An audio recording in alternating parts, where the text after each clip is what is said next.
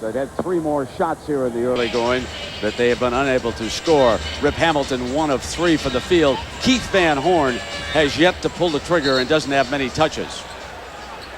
Philadelphia, they must get Keith Van Horn involved in this ball game. Again, in the 3 losses, 22 points combined. Starters still working the floor for both Brown and Carlisle. Hamilton swings free, misses again. He's 1 of 4 now. Quick pass to Iverson on the attack. Has Robinson, slides inside like a hot knife through butter. The answer. That was Globetrotter-esque. I just sliced 2 defenders right in half. Now Phillips from behind. Big Ben moves over to the left elbow, and here's Robinson on a post. Van Horn gonna bump and grind him into the paint. Look for the open man. They wanted a 3-second violation, and the crowd got it. Cliff at 6'10", when he's 6-8 feet away from the bucket, it's his chance to take that turnaround jumper. Not a time to pass that ball. Hurry over on Van Horn, who patiently waits on the right as Iverson brings the ball left side now. Thomas back to the basket. This is the defensive switch the Pistons came up with in the series, and Thomas elevates over Wallace. Wallace, on a running start, jumps with anybody in the NBA. If you ask him to stand still and jump, there's a lot of fellas can get up higher than he can. He's an excellent help side defender, the best in the league, and that's why he's the Defensive Player of the Year. But in that situation, Kenny Thomas turned around and elevated so high, there weren't a lot of players in the league that could get to that shot. So here's our first substitution. No surprise, it's McKee checking in for the 76ers, and that will give the point guard Snow a break here because of that painful right foot that he's playing with, and having just picked up his 2nd foul, Larry wants him to rest here quickly. 2 team fouls apiece. 5 minutes to go in the opening quarter. McKee chasing Phillips, takes him to the rack. Just a little off on that driving layup attempt, and now Iverson comes down high on the floor again, and here he comes. Right away, McKee off the bench, delivers a 3. That's where the Sixers got to take advantage, Brent. When they have numbers, that's when they're extremely effective.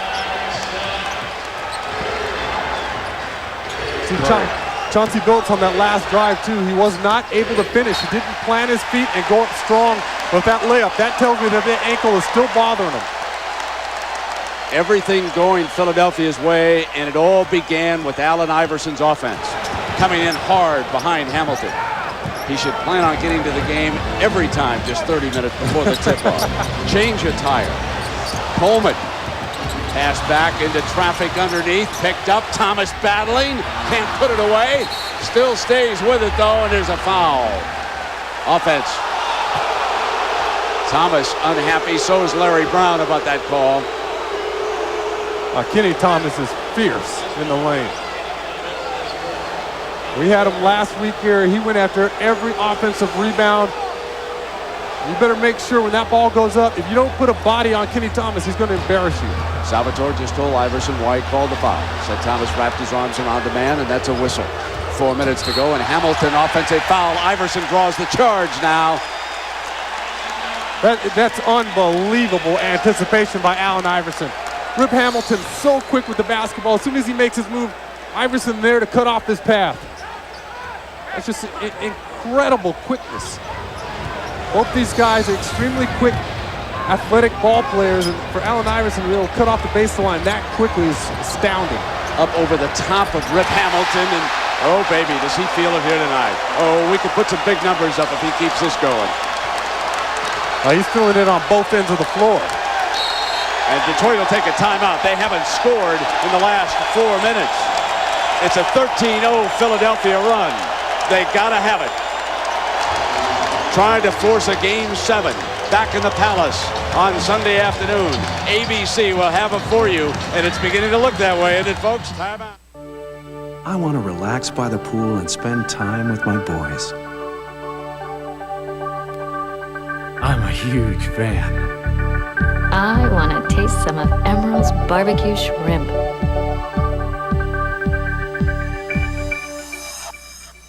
I want my mommy. I want to feel the wind in my hair. I want. Here, Sean, with the 76ers running out to a 17-8 lead. When you take a look at the scoring in this series, it has been absolutely dominated by the home team. I mean, the road team seldom even enjoys a lead in these games. That's how it always should be. Okay. Little of that home cooking. That's why you play for home court advantage. I'll bet you were on your feet cheering last night when your guy Duncan went crazy in the Staples Center. I wasn't on my feet. I was 6 inches off the floor. I was floating. Congratulations to the San Antonio Spurs. They did a heck of a job. Hamilton up firing. Thomas snatches down the rebound. Duncan showed everybody last night why he's the MVP of the NBA. No question. This time Iverson misses and there's contact underneath as Wallace goes up in the air for the board. Well, just to follow up on what I told you about this particular series, the visitors have led for only 10 and a half of the 245 minutes played. It has been amazing. So we're going to go to a full timeout, I believe, here. The Pistons will attempt to regroup here in the early going. Here's Kobe Bryant's father. I remember old Jelly Bean. And that leads us to our Sprite mad skills. Look at Allen Iverson. He's doing it all. He's working on the defensive end. He's getting beat up, sacrificing his body, penetrating the basketball all the way from one side of the floor. Nice pull-up jumper. AI getting it done, and that's your Sprite mad skills. And the Pistons are looking for any skill at all. They haven't had a point in the last 4:55. 0 for 5 from the field, and they've turned it over 4 times here with Iverson outscoring the entire Piston team. 17-8, 3:12 to go in the opening quarter. I can't remember a playoff overall when I've seen more teams win games in the early going. Usually they talk about the NBA the last 2-3 minutes. That has not been the case this year in the playoffs. Running hook missed by Van Horn into Wallace's hands, and Phillips still on the floor. Corliss Williamson has checked in for Rick Carlisle. He has replaced Curry, hoping to give the Pistons a little punch down low if he can with that post-up game. As Hamilton wide open, Iverson gambled and failed, and you can see that the Pistons are missing open shots here, Sean. They're getting whatever they want, just unable to knock it down. So Coleman says, let me take the 3 ball outside. And the big man, who has great range, drops it in. That's set up because Aaron McKee gives Derek Coleman the ball at exactly the right time. Not too early, not too late. He lets Derek float right into that jumper. He gets his feet set, and it's a nice rhythm shot. This is a 16-0 run, Philadelphia. 16-0. Hamilton will try to end it right now, and does. I see he's been going at Allen Iverson this entire series. He's been using his size, trying to post him up or work along the baseline where he's able to stop and pull up over the top of him. Iverson drops it off now to Thomas. Williamson must handle him. Flash to the paint with 5 on the shot. The turnaround, kissing the glass. Kenny Thomas is showing the 76ers something new every game. Nice spin move in the block, turnaround, jump hook off the glass. Cliff Robinson had a drive that time, passed it up. A turnover. Iverson has McKee to lead the way. Robinson cut off Allen that time. Van Horn still quiet, gets in behind. No, couldn't score, but there's Thomas again. Sean, your man. Well, it starts because Van Horn makes a nice move along the baseline, and the help has to come when he puts that shot on. Kenny Thomas has a free lane to the bucket. And even though Keith Van Horn has missed his first 2 shots, I like the fact that they've been power moves. Van Horn taking Williamson, and a foul is going to be called on Van Horn. Or is it going to be Iverson over there? Well, it starts with the defense here. Van Horn able to get a hand on the ball against Corliss Williamson.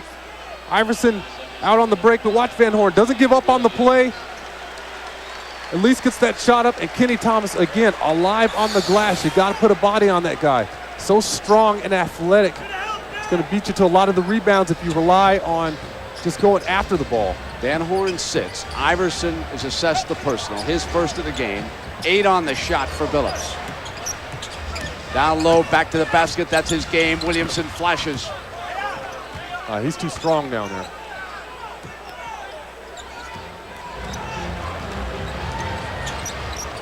Well, a reminder to log on to NBA.com for playoff reports as the conference finals will begin to soar next week.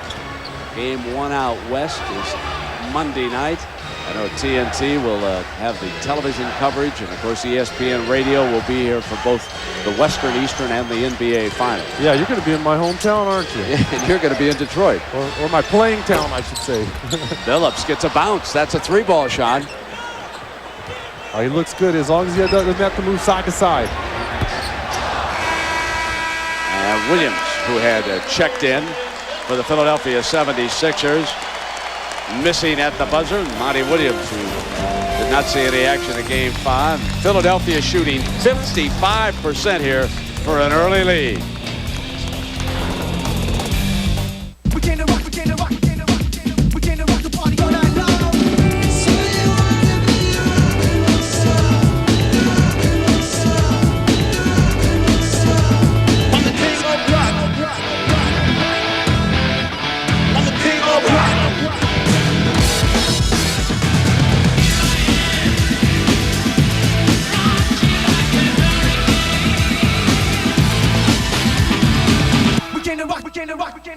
Well, it's really good.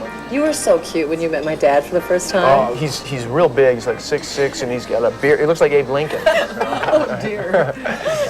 I need to go to the men's room. You want to come with me? Sure.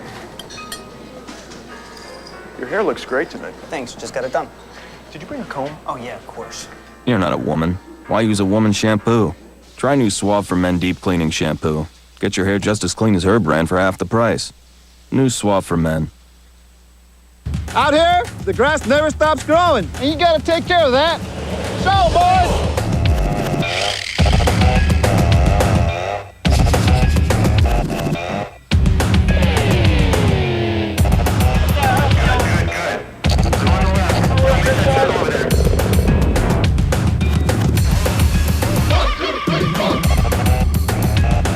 Fresh cut grass smells like victory. Whether it's your dream yard or your first yard, if you do it yourself or have someone else do it. More people buy mowers and tractors from Sears than anywhere else in America. We sell Craftsman, America's #1 mower and tractor brand, and from our wide selection, we'll find what's right for you. The right brands, selection, service. Right now, get 0% financing on all tractors until November 2003. Sears. Good life, great price. To quit smoking, you need the right help. Introducing the FDA-approved Commit lozenge. Commit is clinically proven to help smokers quit, even those who tried before. And its medicine keeps working after the lozenge is gone. New Commit.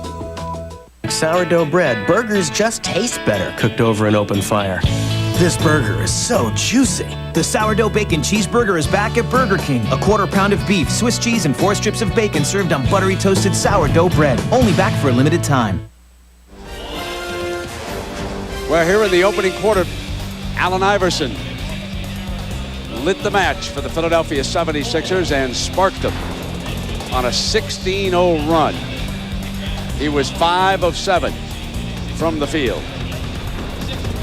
And he's walking with the legends as far as playoffs are concerned.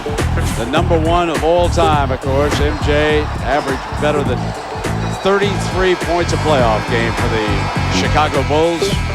But Iverson is just a tick over 30 points a game in his career here. And a couple years ago, of course. And then there was the legendary Jerry West. Averaging better than 29 points a game, number 44 for the Los Angeles Lakers. And there are 3 legends. All will someday be represented in the Hall of Fame. And Iverson's son is out there trying to force a Game 7 back in Detroit again on Sunday afternoon. Iverson with that quick start missing.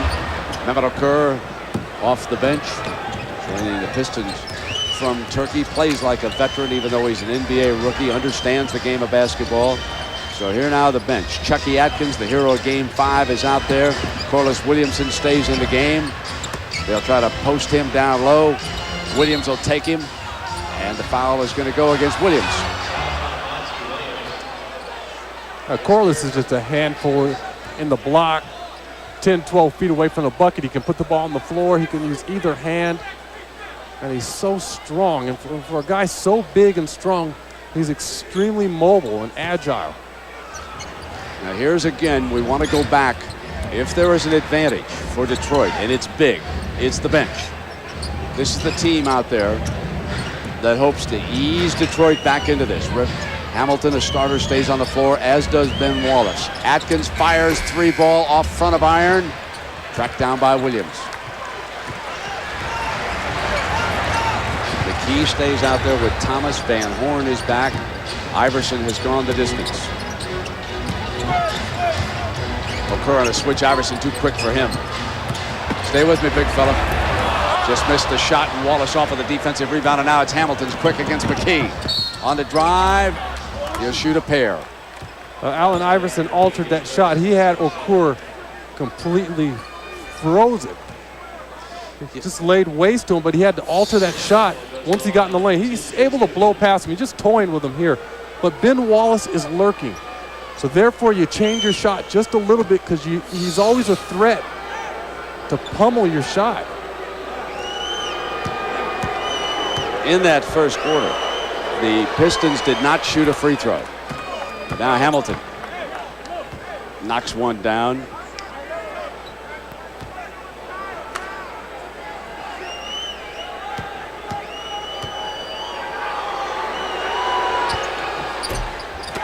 Pretty unusual to see an NBA game, Sean, in which you reach the second quarter without a free throw shot, I'll tell you. Especially a playoff game.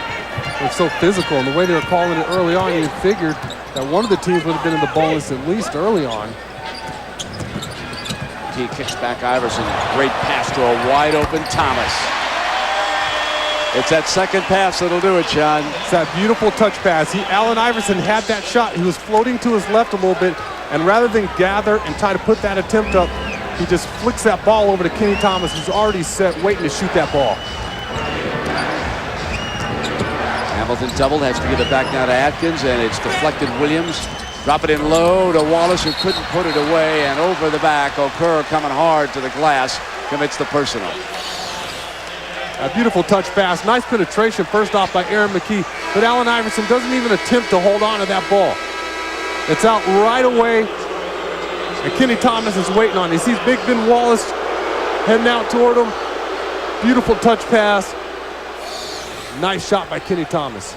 You got to throw those guys a bone every once in a while. Kenny Thomas has been active on the glass. Got to reward him. Now Tayshaun Prince is off the Detroit bench. Allen Iverson keeps getting caught with Okur on him. And Okur just got a tasty smack for all his effort. Came out there with his mouth open. Just get a nice facial. And there's a difference in the game. 54-30. Williamson backing in on Williams. He's got a wide open Wallace. Now that's a sneaky pass there by Corliss, especially when he has 4 or 5 guys surrounding him. That Ben Wallace slipped right down the lane to get an easy 2. Iverson looking for daylight. Picked back up by Thomas. Williams stays with it again, and finally Okur knocked free and scooped up Wallace, and out comes now Atkins. They've got numbers. Atkins will hit Wallace for the jam. Big Ben Wallace just holding down the paint area. Any other player in the league, possibly Monty Williams, gets that shot up, or Kenny Thomas is able to finish, but Ben Wallace, again, he's lurking around the paint area. This is that Detroit bench doing it again. Offense. And you see how Allen Iverson had to almost clear out to keep Ben Wallace away from that ball. There's Ben Wallace finishing on the break after a sensational defensive stand.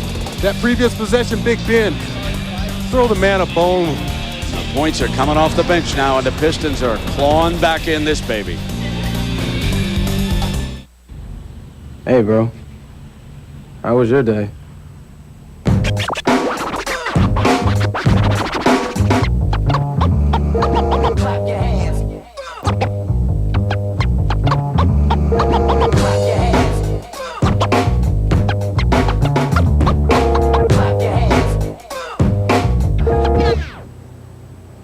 Sweet. Don't filter what you don't need. Keep what's good. MGD.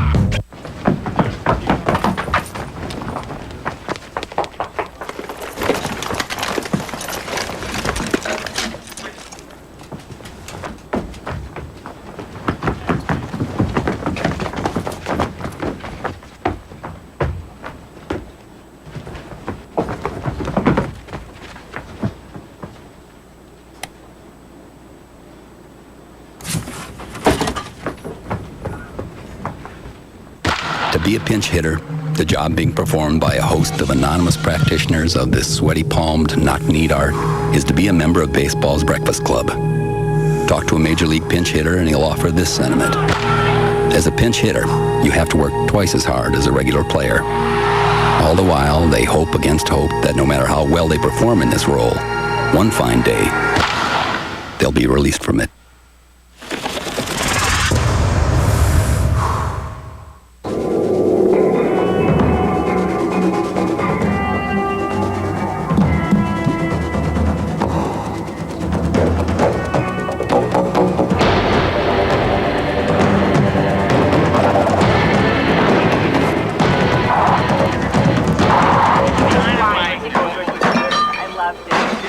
Blue Man Group, performing nightly at Luxor, Las Vegas. You're on the edge of your seat. Incredible emotional experience. Philadelphia up here in Game 6 by 8. And let's take a look at the NBA calendar. A reminder, of course, Game 7 tomorrow, 8 p.m. on TNT. Kings, Mavericks in Dallas. Then on Sunday, ABC will either have Game 7 of this series or New Jersey against Detroit, Game 1 at 1 p.m. on Sunday afternoon. All right, Sean, all my friends at the ESPN zone in Las Vegas said they want to know what you think about the Kings and the Mavericks. Fill them in now. Am I the odds maker here? Sean the Greek? What do you think about number 7, my friend? Yeah, it's so hard to say. Dallas has more star power. They're going to be fired up playing at home, but Sacramento, somehow, they've just been able to get it done all year long. It's going to be a close one. It's going to be a 4 or 5 point game for sure, I believe. Kerr steps inside and misses. Defensive rebound, and a foul goes against Detroit. Williamson picks up number 1. That's 2 team fouls against Detroit and 3 against Philly here at the 8-19 mark. Iverson and McKee, along with Van Horn, Coleman, and Monty Williams, seeing some significant minutes here as Larry Brown forced to reach deep into his bench because of the injury to Hill. Van Horn is doubled. Back to McKee with 3 on the shot. Has to hurry against the shot clock. Philadelphia had ample opportunity to score that time. Allen Iverson keeps running that little pick and roll or that little screen. He keeps getting caught with Okur on him. That's when he needs to take advantage. The floater from Williamson. Corliss comes back up. He's got a wide open Prince. The 3 in and out, and Wallace will track it down. Now Prince luff it again, and over now to Atkins. They got a fresh 24. And Prince with that swirling jumper. The ball looks like it's spinning. Atkins in and out. Taken away. Wallace goes in, reaches to Van Horn, and ties him up. Well, Ben Wallace is very active here tonight. Yeah, I know the fans are upset, but Keith Van Horn put that ball above his head. And it's fair game there. Ben Wallace, just every time he sees orange, he's going after it.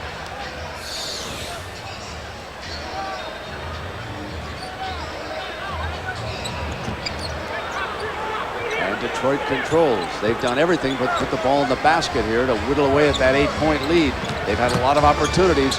Corliss spins, misses again into McKee's hands. That's where you want to use that glass when you're only 4 or 5 feet away from the bucket. perfect opportunity to soften his shot up. Van Horn being muscled by Tayshaun Prince, and Prince has assessed the personal down low in the paint. Keith Van Horn probably has 20 or 30 pounds on Tayshaun Prince down low.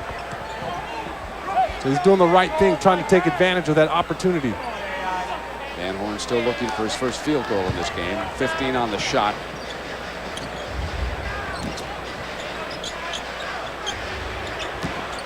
Here comes Van Horn, giving it up inside. Loose ball, Coleman to the floor, picked up now by Williamson. So Detroit was still another chance to cut into that 8-point margin. When you're 8 feet away from that bucket, you're in the lane. It's time for you to raise up and take that shot. See a lot of people trying to make 2-3-foot passes. Kerr is fouled by Van Horn.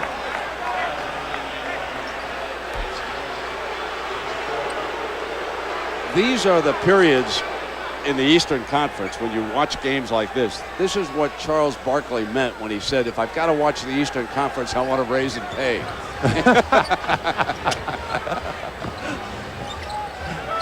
Now Kerr back to the basket, bumps in on Van Horn, kicks now to Williamson. He's lost it and drew the foul. Technical foul has been called. It's on Philadelphia. It's on Iverson.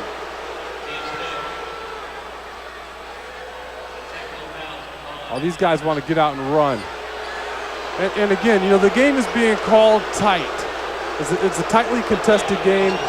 It's a tightly called game. But these are the playoffs. You got to let guys play just a little bit.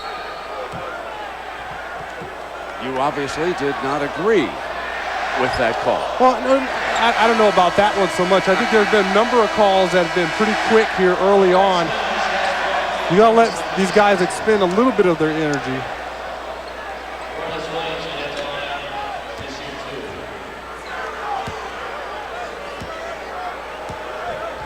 Salvatore has become the villain here in Philadelphia, even though a man named Salvatore has a lot of distant relatives.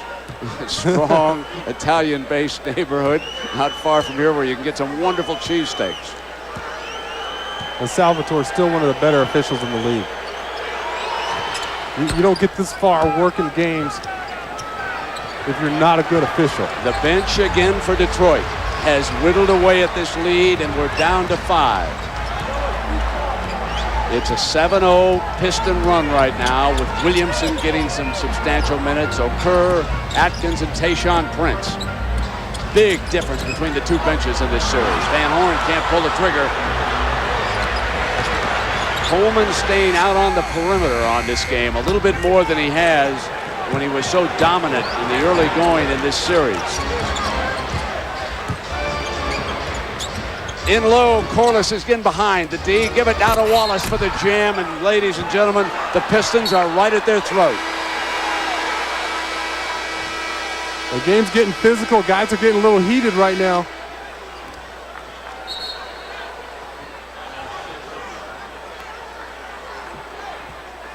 The Sixers are calling a timeout.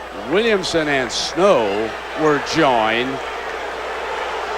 You know, Corliss Williamson right now is going off. We need some leadership out there on the floor for the Pistons. Somebody grab him, bring him to the huddle, say, all right, you got your point across. Let's get over it. Come out and start all over. This is a 9-0 run by Detroit, and Williamson has been on the floor for the entire run. It's been impressive. On May 23rd. Who are you? I'm God. God is taking a vacation. God doesn't take vacations, does he? Do ye? And Bruce is taking over. Sam? You had my powers for a little over a week. How many people have you helped? But I guess you can't now, being dead and all. I'm dead? Nah, I'm just messing with you. Bruce Almighty. Rated PG-13 at theaters May 23rd. A memorable moment from 10/10/2/20. Hey, is that $1? I'm going in after it. I got it. Just a reminder, for cheap calls, dial 10/10/2/20. We need the money, so we gotta go to work. From 9 to 5 we work, but at night it's a different kind of work. This is the other 9 to 5, that's work.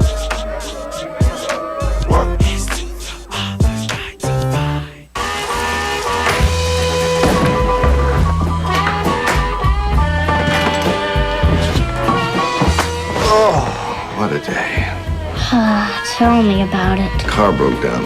My bike got a flat. Tons of paperwork. Surprise math quiz. Client kept me late. Boy, you guys look like you need some McDonald's. That's what I love about that woman. Are you a real fan? Want to go to the playoffs? Who's going to win it all? Baseline jump. Looking for some playoff gear? Having fun yet? Need a score? Want the inside scoop? Then log on to NBA.com and be a part of the 2003 NBA playoffs. For polls and chats, log on to NBA.com or America Online keyword NBA.com. NBA.com, right? Experience the NBA online. NBA.com. So we're back in an Eastern Conference semifinal, which has turned very physical. Well, here's that call that went against Monty Williams and Iverson that got them the tee. Technical foul. Yeah. 5 push. Technical foul. Iverson. Allen. You put up with a lot more than that. Listen to me. It wasn't your play, and you went from there to there and brought the crowd down. You're not going to do What? it. Crowd down. Crowd down. Yeah, there's people here understand. Worrying about them instead of refereeing the game? My job is to referee the game. All right, so what you worrying about the crowd for? Allen, that's because you're not going to do that. Play the game yourself. You let people get it away. Far Allen, more the ways conversation is over. Now we've had a second technical call on Williamson, okay? So Snow is coming to the free throw line, and now we have at least evened up the tees right here as Snow is shooting. In that last mix-up, you're going to watch Williamson come to the free throw line down here. Now watch this basket down here. He's going to be fouled, and I believe he gets a verbal technical after this. Well, Ben Wallace. He said that was a BS foul to Gerritsen. And so Wallace was fouled on the shot, will shoot the free throw for the Pistons. So perhaps we have clarified that, but the tee was on Williamson, and the referees now are just trying to get a grip on this game. The Pistons are digging back in, doing it just the way they've always done it. Tough D in their bench, and it's back down to 3 now. Exactly. And they're keeping Coleman on the perimeter. Advantage Detroit. Snow gives it back to Iverson. Williamson comes at the shot buzzer. Iverson delivers. And he just made lemonade with that shot because he had nowhere to go. Eric Snow held on that ball a little too long. Allen Iverson bails him out. Prince wants to go backdoor. Williams over quickly to help double. Kerr says, let me bluff the 3.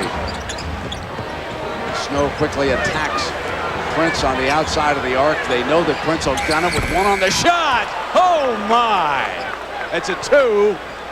Now Bennett throws his hands up on the way back down the floor down here to indicate that he did hit the home run. Iverson on a drive, blocked out, and here's Prince.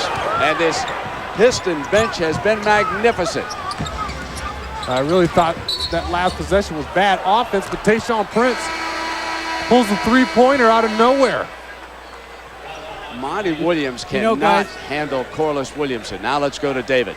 You know, guys, the coaches of the Pistons are just amazed by Tayshaun Prince's maturity for a rookie. I mean, this is a guy he calls the assistant coaches on off nights to see if they're watching other games on the satellite so that he can go over stuff that other teams are doing. I mean, that's not what most rookies are doing on their off night, if you know what I'm saying.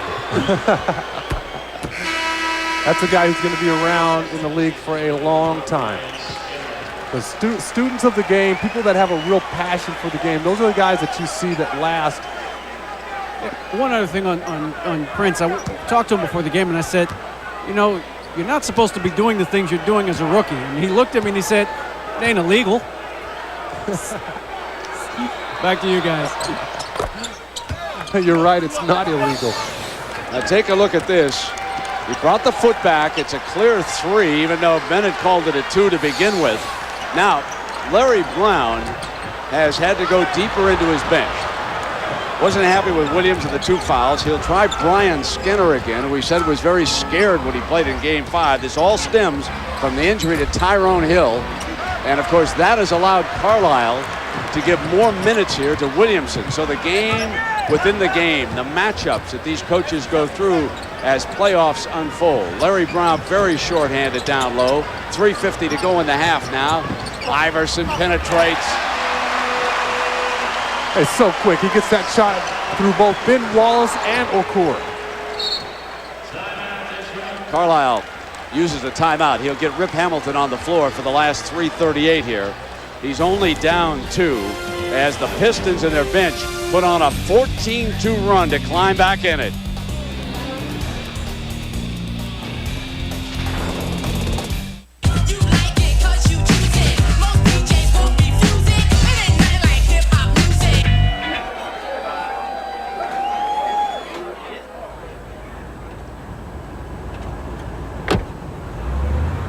I like big butts and I cannot lie. You other brothers can't deny. When a girl walks in with the itty bitty waist and a round thing in your face, you get sprung. Wanna throw up stuff cause you notice that butt was stuck.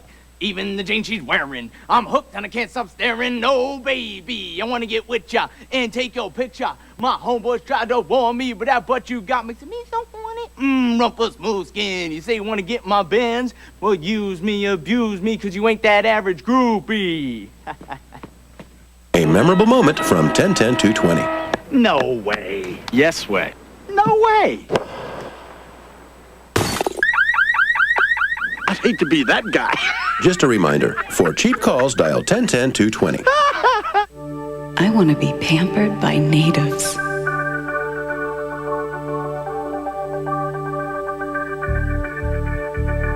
I want to get closer to my children. I want to taste something exotic. I want to ride off with that special someone.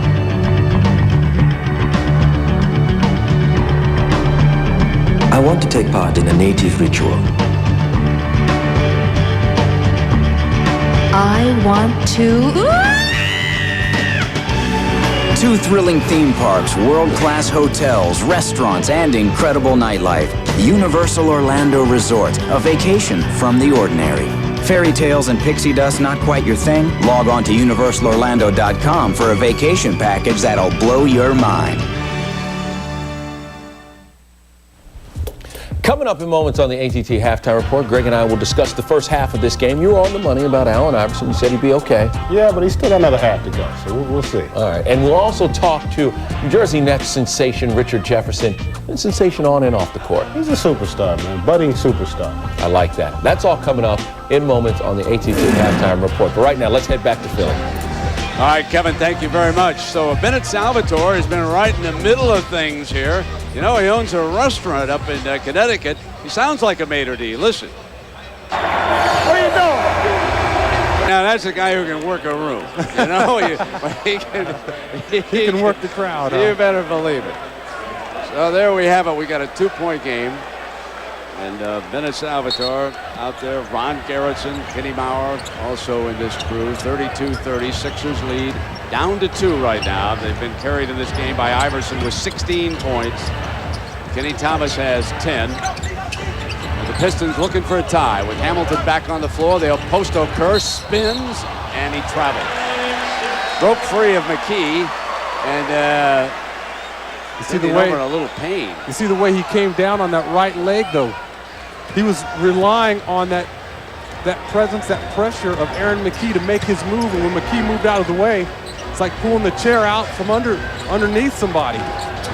Again, Iverson on the attack, and he's fouled by Atkins. Take another look at it, Sean. You know, when you work in the post, you rely on that body. When that body's not there, you see how he just gives way And he lands awkwardly right on that right leg. And McKee just goes for that steal. He looked like he was just born trying to find his legs. Iverson coming to the free throw line here for the first time tonight. Ben Wallace will rest Okur, who's still, I couldn't tell if it was a hamstring or what when he was feeling the back of the leg. They landed awkwardly on that knee. You can see it buckle just a little bit.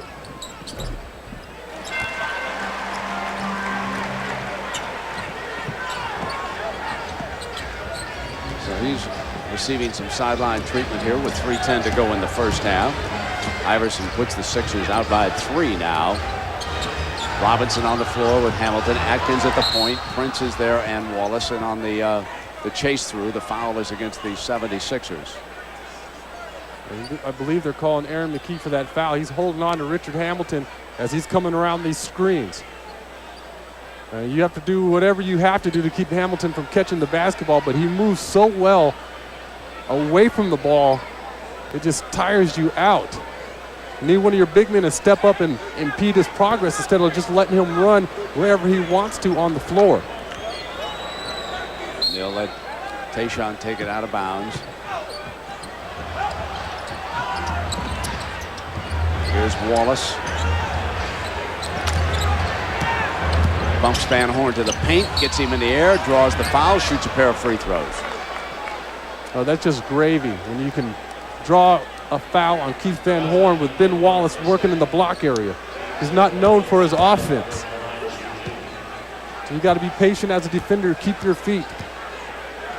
Larry Brown now trying Greg Buckner, and Wallace coming up a little bit short on that one. As he's been working against Keith Van Horn. See, Van Horn gambles that time and gives that baseline, that drop step to Ben Wallace. Turns out to be a good foul, though. Indeed. Sixers up by 3 inside of 3 minutes, first half. Kick to Buckner. Off the iron into Wallace's hands again. Here's Hamilton, McKee defending him. Now Coleman to help. Robinson looks to return it. It goes now to Prince. Shot clock's inside of 10. Up firing on Van Horn, misses the 3. And here's Buckner handing off now to Iverson. That's a tough shot. You'd like more ball movement before your rookie went one-on-one. Got a wide open Buckner. Misses the jam. Put back by Keith Van Horn. His first field goal of the night. I don't know if Buckner hit the rim on the way up or not. It's always a gaff when you miss a dunk. 5 in low. Goaltending on Coleman.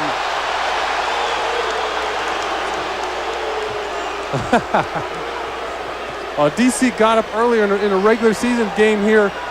He shocked everybody by goaltending the shot, and there he is again. At that time, he extended a good foot above the rim. Iverson fouled by Atkins. This is DC. Don't tell me that Derek Coleman isn't athletic. Here he is. He has a chance to goaltend that shot there. It's a goaltending as it comes through the bucket. You see, he pulls back on that. That shot just a little bit. He knows it's on its way down. And here he is tonight, almost at the top of the square, rejecting that shot. Second one coming now for Allen Iverson. 18 of Philadelphia's 36 points. Make it 19 of the 37, carrying the Sixers. Yeah, I appreciate what Allen Iverson is doing scoring-wise and the way he plays defense, but they need somebody else to step up and provide some offense for them in a big way if they expect to win this game and advance into the Eastern Conference Finals. It cannot be a one-man show, as good as he is. Atkins up firing with the 3. Tapped back by Tayshaun Prince with those long arms. They let him get to the rack, and he scored Detroit's last 2 hoops. And it's back to 3 now. I mean, if you're a Pistons fan, you have to love the way this game has developed after your team was just smoked early on. They've come back and they're playing excellent ball. Now 7 on the shot. Long pass from Iverson. They'll look for McKee with 4 on the shot. Can they find Iverson with 1 on the shot?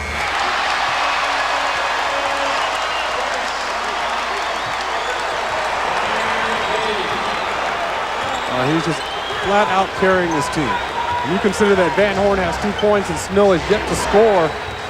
Allen Iverson's keeping his team in this game.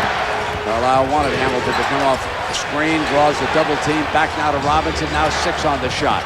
The Sixers have dug in defensively, and again, there's that man. This time, Tayshaun misses into Buckner's hands. We're inside of a minute. Head man is McKee at the other end, tap back by Coleman, and the Sixers waste an opportunity. And they waste an opportunity for somebody else to score a bucket besides Allen Iverson. And Hamilton is fouled over the limit already.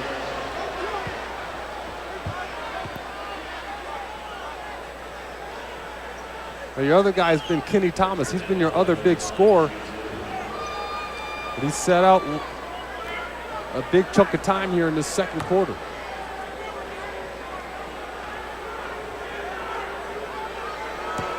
Hamilton with a chance to make it a 3-point game for the final 40 seconds here of the half.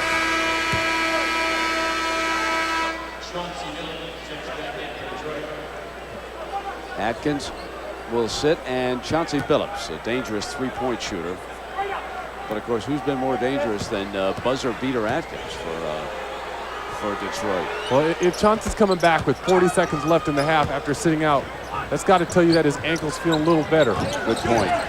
Iverson brings it up. The shot and the game are offset. Buckner from the corner, the 3! There's Buckner knocking down that shot after missing that dunk. He says, I can provide a little bit of offense. Made it a 6-point first half margin here. Big shot by Buckner. He's more of a defensive specialist than the guy who's going to go down and knock down the 3-point shot. Back deep to Robinson, the 3, no.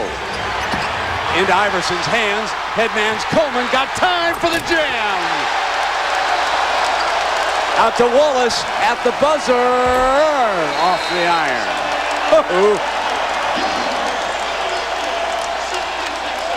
A 14-6 run closes out the first half for Iverson and the 76ers.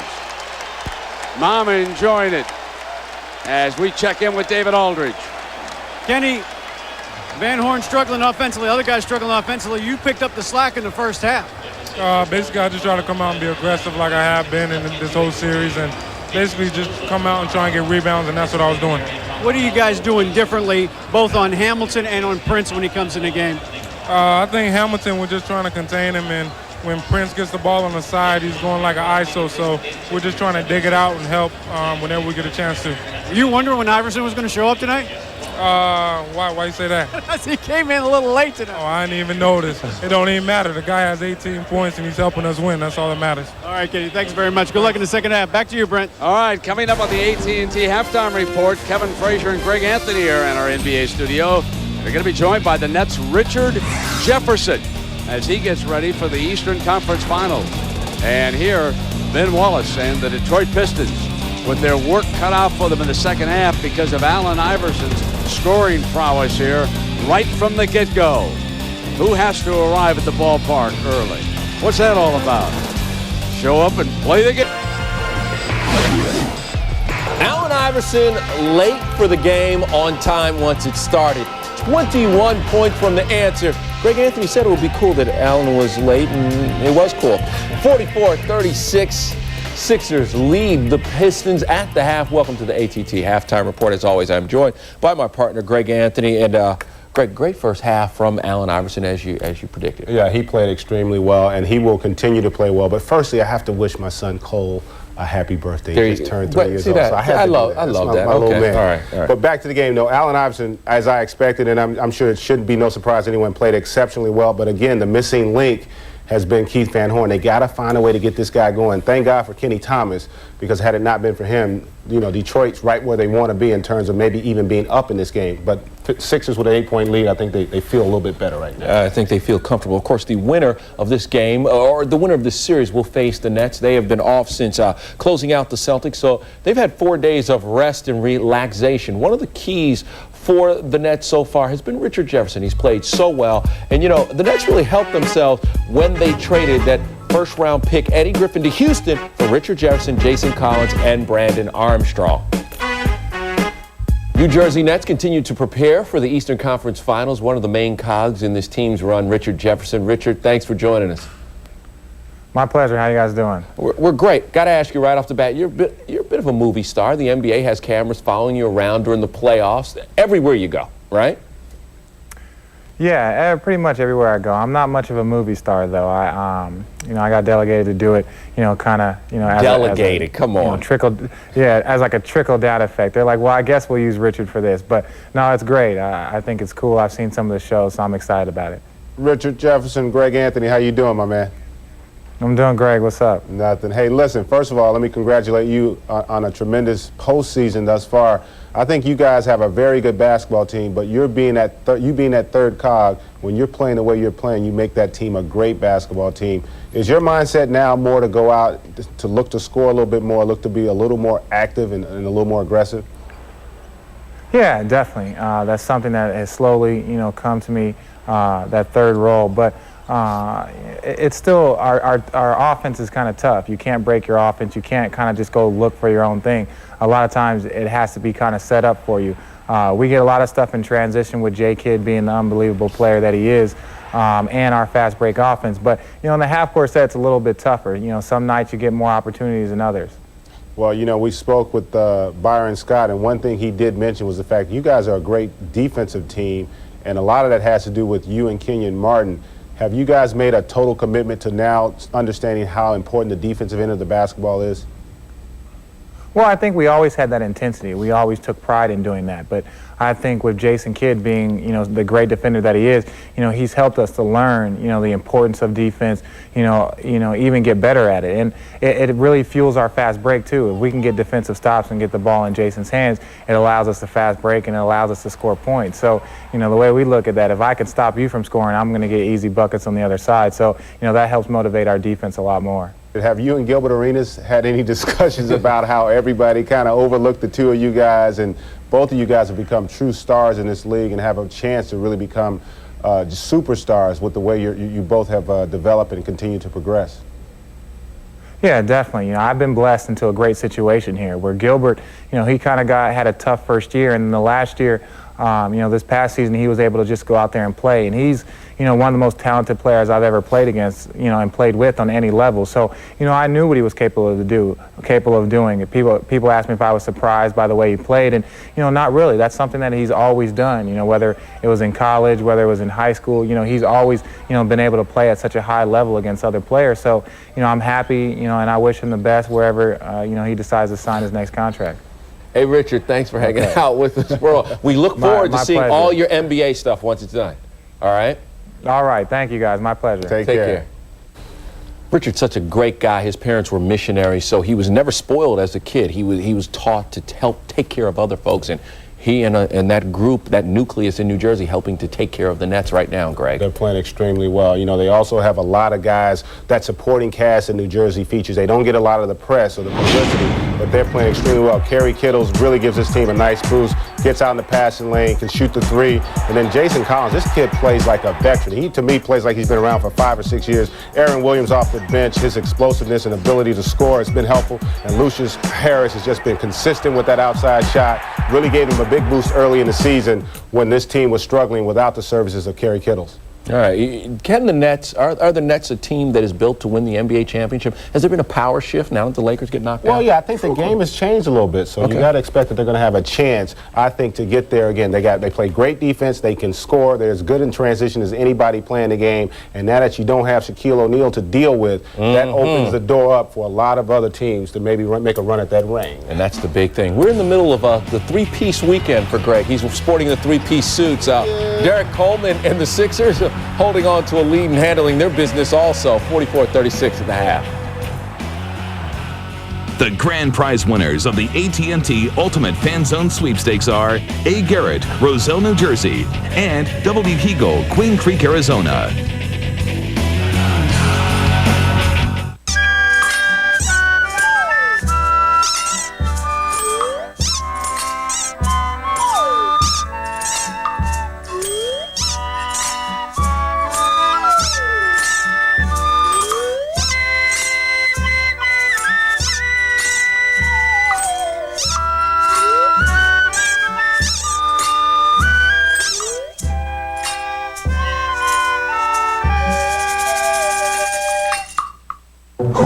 I'm God. Please. How many fingers am I holding up? 7. What if God granted you his power? If that was God, then I'm Clint Eastwood. Be careful what you wish for, punk. On May 23rd. Sam? Jim Carrey is having fun. Bruce Almighty. Rated PG-13. NBA TV presents NBA action in high definition. Experience NBA basketball like never before. It's so real you can touch it. Now, NBA TV comes to you in state-of-the-art high definition. You'll have to see it to believe it. Watch the world's greatest athletes, larger than life. NBA TV in high definition. Now available daily on DirecTV and Dish Network. It's fantastic. This is a good time to remember that what we all need most is each other. And sometimes getting away is the best way of getting close. And with our summer savings sensation, you'll be getting away with plenty in Jamaica. One love. One love. One heart. One heart. Let's get together. Come, let's get together. The Thompsons love to change that wall in the living room. They change it and change it. Then Gateway introduced them to the 42-inch plasma TV for under $3,000, with no payments and no interest for a whole year. Once again, they get to change that wall in the living room and change it and change it. Call 1-800-GATEWAY, click Come In, and start enjoying the comforts of Gateway. Welcome back to the AT&T Halftime Report. 44-36 at the half. The Sixers leading the Pistons, and Greg Anthony, you talked about Chauncey Billups and his contribution. And by the way, just one reminder, three-piece weekend, you're sporting a three-piece suit. Yeah, in honor of the tax cut that we just passed. Sound like a true politician. Hey, meanwhile, I like what Philly's doing in the first half. Again, I knew Allen Iverson was going to come out with it. They got to figure out a way. Again, Keith Van Horn, we need some aggressiveness if you're a Philadelphia 76er. I'm sure Larry Brown's going to be preaching that. But with Detroit, I don't think Chauncey Billups should play the second half. He just doesn't have the explosiveness. He's hurting them out on the basketball court right now. Let's try to get him healthy for Game 7. Let Chucky Atkins carry the load. all right, we'll get the tax cut straight later. Meanwhile, Ben Wallace has to get his team straight. They have lost 15 of the last 16 playoff games on the road. They need help. They need more of that from Big Ben. 44-36, games next.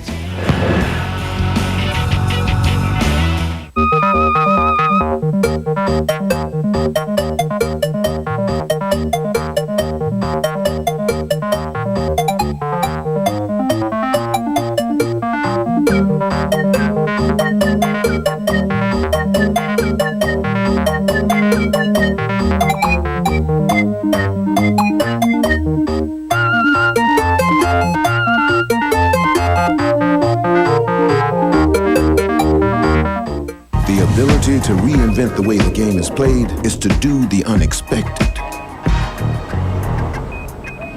Power, style, and grace. Introducing the GMC Envoy XL. GMC has got the game that others are unfamiliar with. You can't fake professional grade. set it off up in there. He's keeping the peace. What the problem is? What the problem is? What the problem is? And keeping it real. You know my style. I like it whack. Martin Lawrence. You say something about my mama? National Security. Buy it May 27th on Special Edition DVD.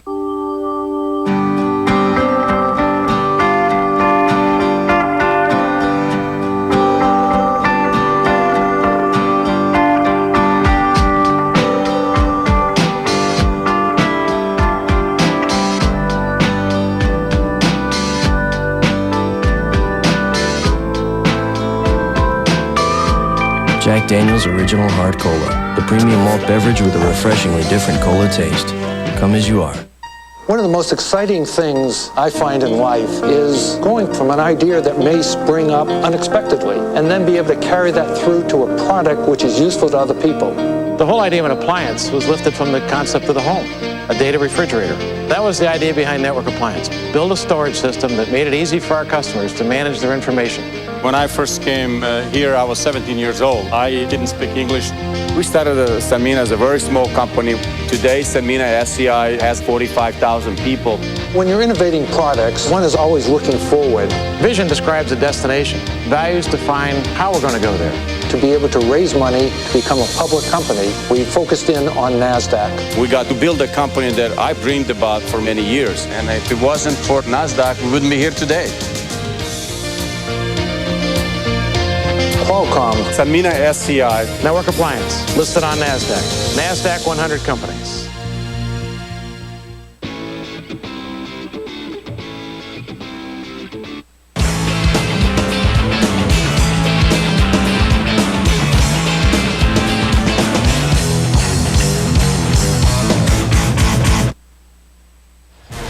Philadelphia outscored Detroit by 8 in the first half, 44-36, shooting 47%, even though they cooled off. Let's track Allen Iverson. He played every minute of this game. In fact, he's played 116 of the last 120 minutes. He took his usual abuse down to the baseline. He was bumped 14 times, hit the floor twice, and bounced back up. He's had one tee called on him. And you can see that 5 for 25 the other night was not the worst. Those first two numbers, 2 years ago in a tremendous 7-game series against Milwaukee, 5 for 27 and 5 for 26 in 2 of those games. And now let's check in here, Sean Elliott, on the shot chart with Allen. Well, you have to love that field goal percentage, 9 for 15, 21 points, pretty efficient game so far. And you see it's his hits and misses. He's mixed it up from all different angles, except for possibly the whole right side of the floor. Everything middle and left. What a difference it is at home, eh? And he shot so much better at home than he has on the road. Now, the difference for Detroit. Ben Wallace played all 24 minutes, and what a warrior he was with 10 rebounds to go along with his 6 points. But where is Rip Hamilton missing in action here tonight? 2 of 7 at 54 points in the first 2 games. And remember, he grew up around here, a Philadelphia 76er fan. Can't believe it, Sean. But Charles Barkley was his hero. Just teasing, Charles. He never saw you play golf. And there's Mama Iverson. And Richard Hamilton's mother, Coatesville, a lot of friends here, relatives, watching Rip, hoping for a better performance for the one-time Connecticut star here in the second half. They open it, trailing by 8. Snow's wide open. They let it get away from him, and Curry will track it down for the Pistons and bring it down now. With the starters, Billups on the floor. Even though Greg Anthony thinks he should be sitting, and Chucky Atkins playing. Right now, Rick Carlisle wants to get a few more minutes out of Billups. I think they're just correcting the clock over there. Sean, what's your feeling on Greg Anthony's point? I thought it was an interesting point, and he might be right on the money, although Rick Carlisle, we have to assume, knows his players pretty well. Yeah, he really does. And, you know, sending Chauncey Billups back in the game with 40 seconds left in the half, basically after he had sat down for an extended period of time, that told me that he had to go to the coaches and tell them that he wanted off the bench, that he wanted to get back in the ball game. So he must be feeling better.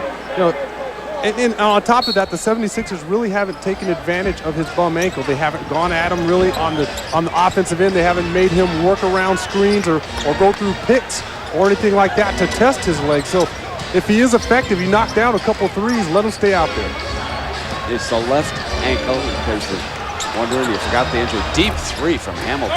Tapped by Wallace to keep it in play over here to our left, and it'll go over to the 76ers.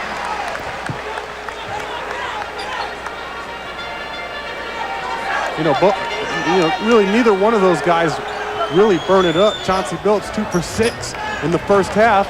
Chucky Atkins 0 for 3. So if Chauncey can stay out there and knock down shots and he's not a liability on defense, like that particular penetration where Eric Snow is able to blow right past him, if he's able to hold his own on the defensive end. He's kind of bouncing on it now, trying to make sure that it loosens up here in the early going with Atkins watching from the bench. Incidentally, that is a big foul because that could be number 3. It is number 3. On number 9, Kenny Thomas, who's chasing Curry. Curry, a very savvy player. Doesn't possess a lot of great skills, but he really understands the game. Here's Clifford Robinson from the right side. Coleman yanks away the defensive rebound.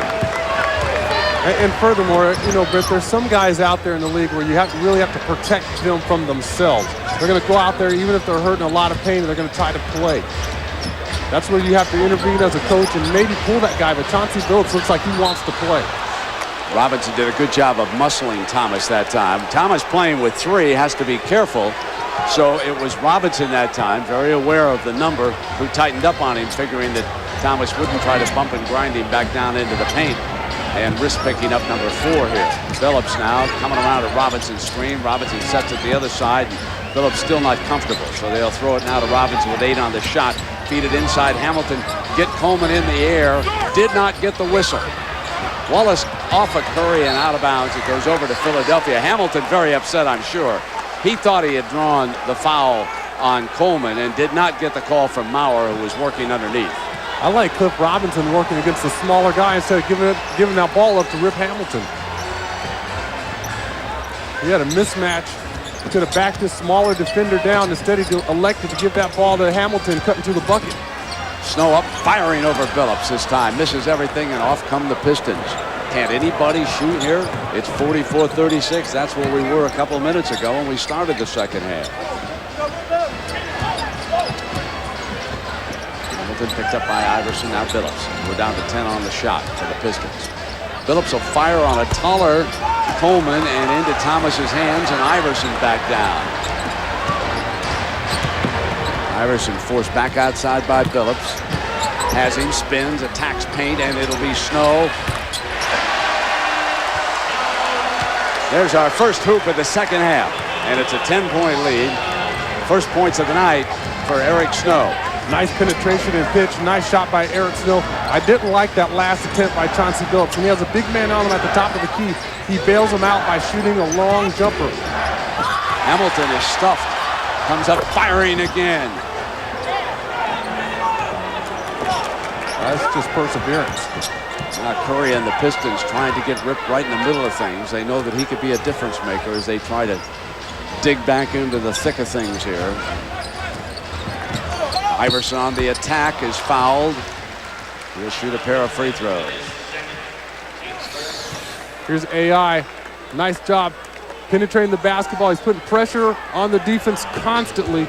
Going by Chauncey Billups, and there you see that nice dish to Eric Snow, who steps up and knocks down that jumper.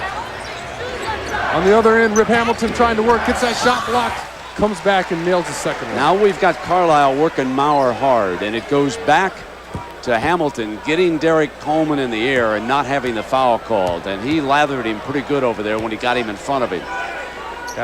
But Hamilton's not going to get that call on the road in the playoffs. He's given up 4 or 5 inches. At least.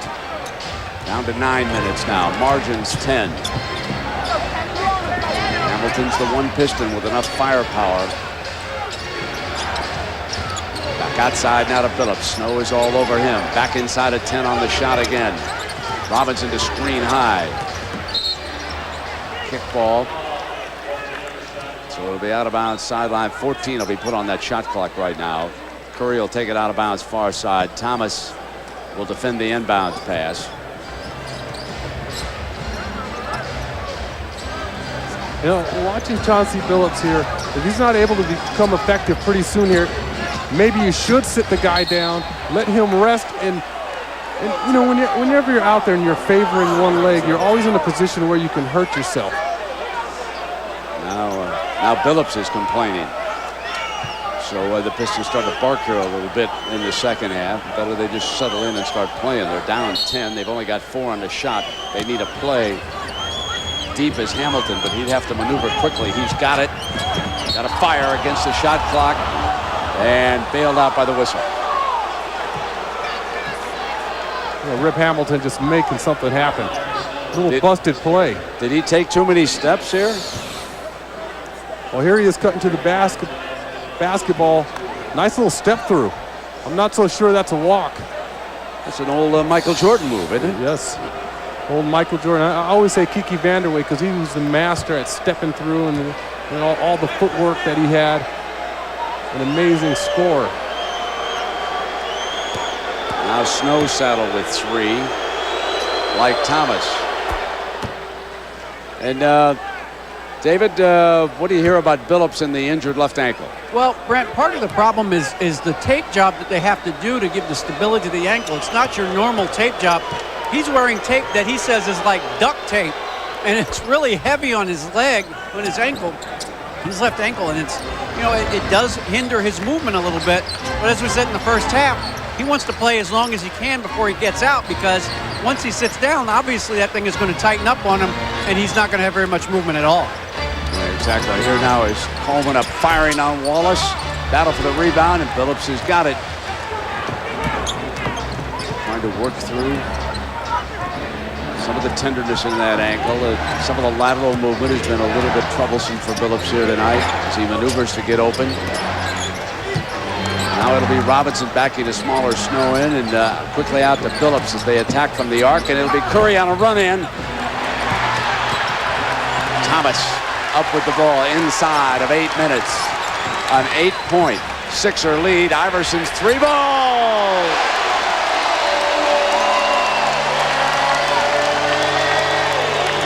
.26. When he gets going and when Philadelphia gets going in the open floor, they're extremely difficult to handle because you don't have your defense set. You don't have anybody to help on Allen Iverson. He's such a tremendous scorer. Hamilton fouled as he attacked Coleman in the basket. Now Derek Coleman has 2 personal fouls. Margin's 11.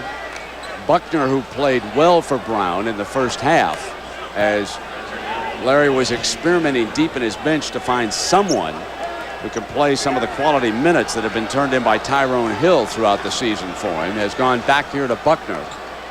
Buckner, in that first half, stepped out and hit a 3. And Hamilton at that free throw line.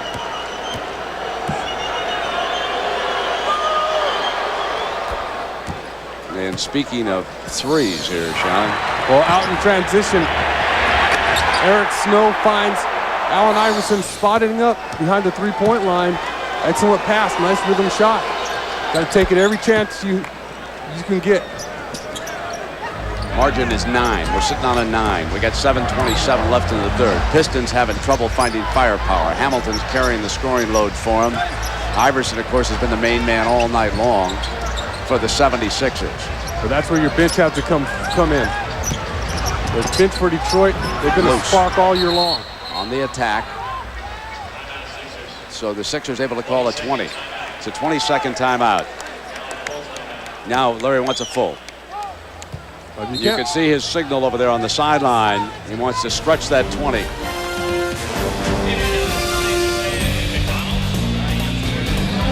'76ers trying to force a Game 7, lead it. Doesn't Miller Lite taste great? Less filling! Wait. What about this? Doesn't Miller Lite taste great? Great taste! Great taste! Less filling! Great taste! Less filling! Less filling! What do you think about that? That's art. Tell it over a great tasting, less filling Miller Lite. It's Miller time. I've got an idea. The ability to reinvent the way the game is played is to do the unexpected. Power, style, and grace. Introducing the GMC Envoy XL. GMC has got the game that others are unfamiliar with. You can't fake professional grade.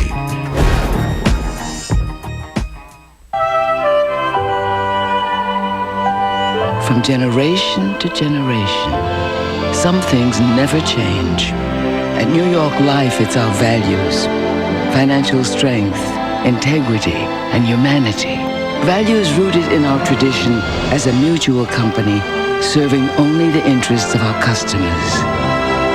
Values that make New York Life the company you keep. Little boy asks his neighbors why they're always working on their yard. Neighbor looks up. Nothing more relaxing. Nothing wrong with getting your hands dirty, she adds. Little boy's dad asks how they manage it all. Neighbor nods across the yard. Nothing runs like a deer. John Deere lawn and garden tractors. Durability, precision, versatility, and exclusive support for everyone who puts more into their yard and expects more out of their tractor. This copyrighted telecast of the National Basketball Association may not be retransmitted, reproduced, rebroadcast, or otherwise distributed or used in any form without the express written consent of the NBA.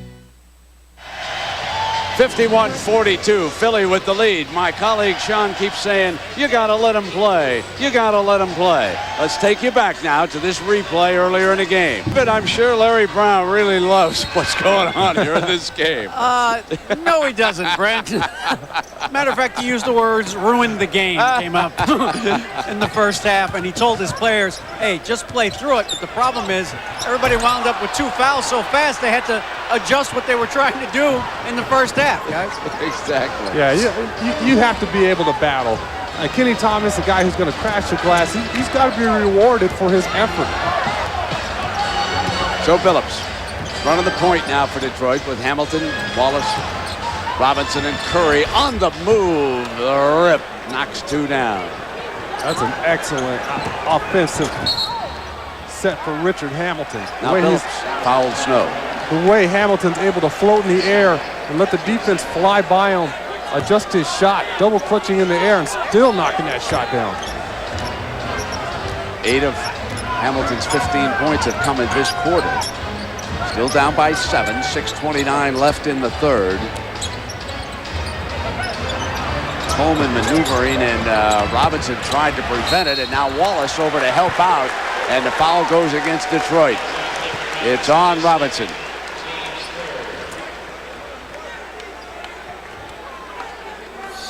Oh, this is Billups' ankle. You can see it's pretty much cemented into that shoe. These guys get their feet crossed up. And that's what you worry about when he's out there and his ankle's already tender. If I had to guess, I would guess that Carlisle and his coaches have said, we want Billups to play through some pain tonight. Absolutely. In case we need even game 7 and starting game 1 against Jason Kidd and that bunch if it should come to that. There is no question that they want Billups to play with a little pain in this game, experience it, and see what he's got. And let that blood flow through it and get a little bit more confidence on it. You know that tomorrow you get a rest day. You come back and Sunday you hope that it's markedly better.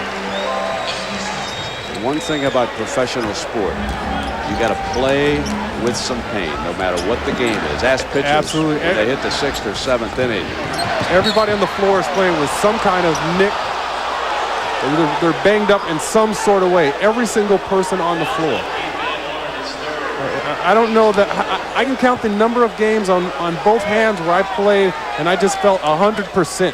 Where I felt like I had no injuries, my foot wasn't bothering, my ankle, my elbow, my knee, or what have you. Hamilton is picked up aggressively by Buckner. And now it's Billups, and we come down to 10 on that shot again.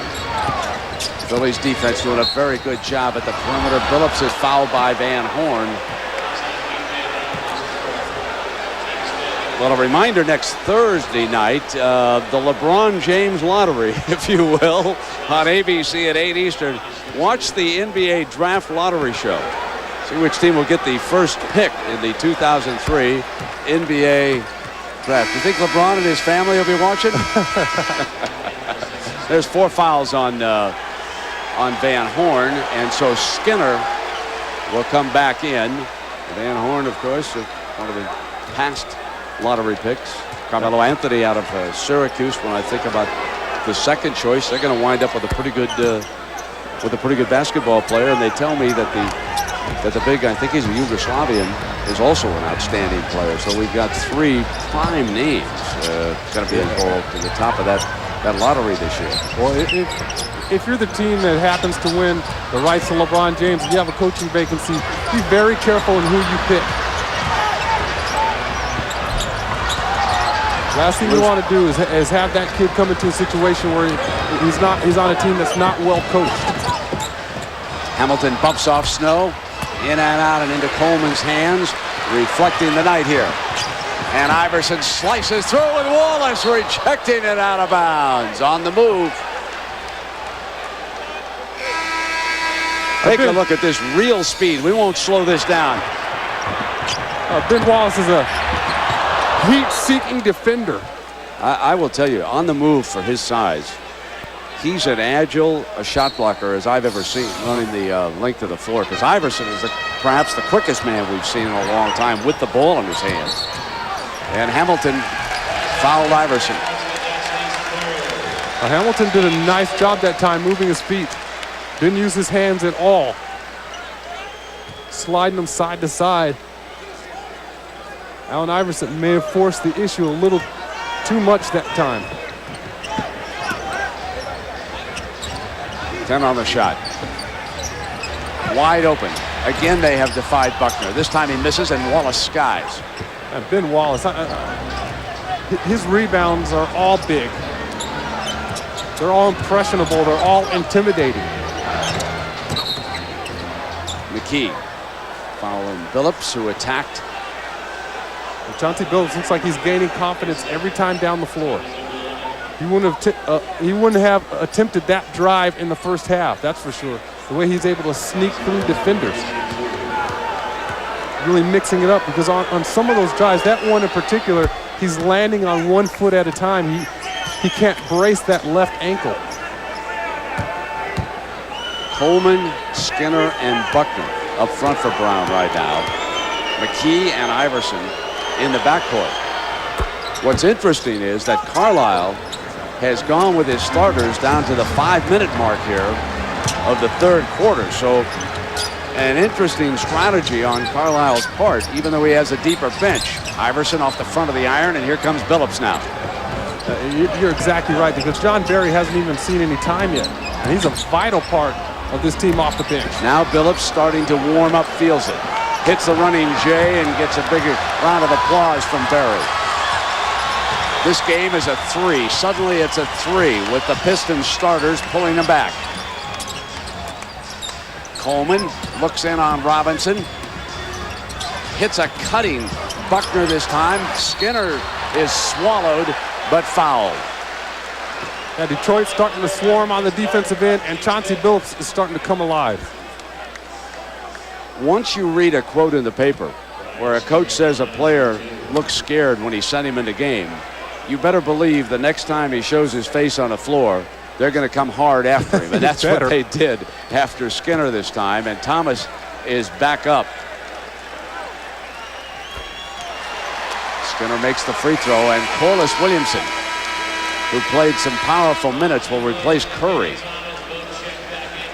Williamson played 12 minutes in that first half. Hit all 4 of his free throws, had a rebound, had 6 points, and Coleman now will take a break. Williams back on the floor along with Thomas. Larry Brown hoping now he can get away with this lineup against what Carlisle will do here.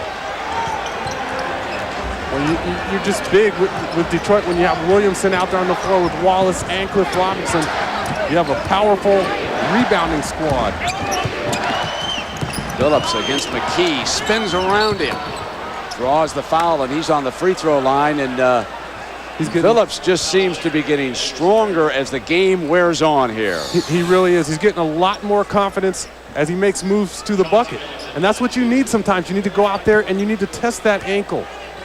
I get past really the mental barrier that you have. You're afraid that you're going to twist it again. And he's made a couple drives here that have been strong, powerful drives to the bucket where he couldn't brace that leg. He couldn't land on both feet. And now it seems like he has the confidence to go in there and mix it up. And Sean, on top of that, he's now scored their last 8 points for Detroit. He's made this a three-point game again. So Chauncey Billups leading the way here. Williamson, the only substitution used so far in the second half by Carlisle. We're down to the 4-minute mark of the third quarter. Hey, Brent, I played some of my best games of my career on a bum ankle or where I've really had an injury where I didn't think I could go. Major minutes being turned in by Iverson. Skinner is fouled again, coming to the free throw line.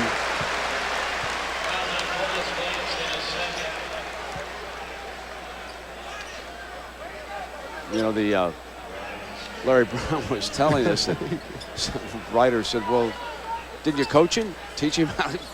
He said, you can't do that. He'd never been in the playoffs before. You got to get some experience, get him on the floor. And he said, I didn't notice that Baylor had been through any Final Fours or played for a national championship. These are the biggest games that the young man's been in. Derek Holman, of course, was at Syracuse. Lost a very tough game to Indiana down in New Orleans in a classic final. Keith Smart hit the winning hoop in that one. Skinner now coming back, and he's been a force here on the free throw line, if nothing else. And Larry's happy with that. Skinner certainly has a big enough body to help out the rest of the way. Yes, he does, and he's athletic. He gets balls around the bucket, and he puts them down with authority. But his inexperience showed earlier in this playoff series. Wallace to screen high now for Billups, and Billups will come up firing the three ball off the front of the iron. Wallace goes out after it like a man. Tap back, no, and Thomas finally pulls it away. Iverson with a slick move past Robinson. Williamson's there, still keeping the dribble. If Wallace jumps any higher on a rebound, they're going to have to put a cape on that man. Iverson back off the dribble, missing. Wallace track it down. He is all over the glass at both ends right now. 15 rebounds for Big Ben. Williamson fouled on the run. No basket. No basket. Fouled by Williams before. He wanted the continuation. And he didn't put the ball down after that whistle was blown. So Monty Williams just picked up number 4. Here he is. He makes his move. There's the whistle. But he goes into it. That looks like a three-point play. Now Okur is up. Remember Okur. And back up. Remember he left with a tender leg back in the first half. And he'll be checking in here with 3 minutes left in the third quarter. I've been in the similar situation that Monty Williams is in right now, having to guard Corliss Williamson. And when he catches the ball on the block, with our size and with our weight, there's not a whole lot that you can do about it. Somehow you need to force him out on the perimeter and make him work outside in. If he catches that ball 6-8 feet away from the bucket, he just overpowers the underweight guys.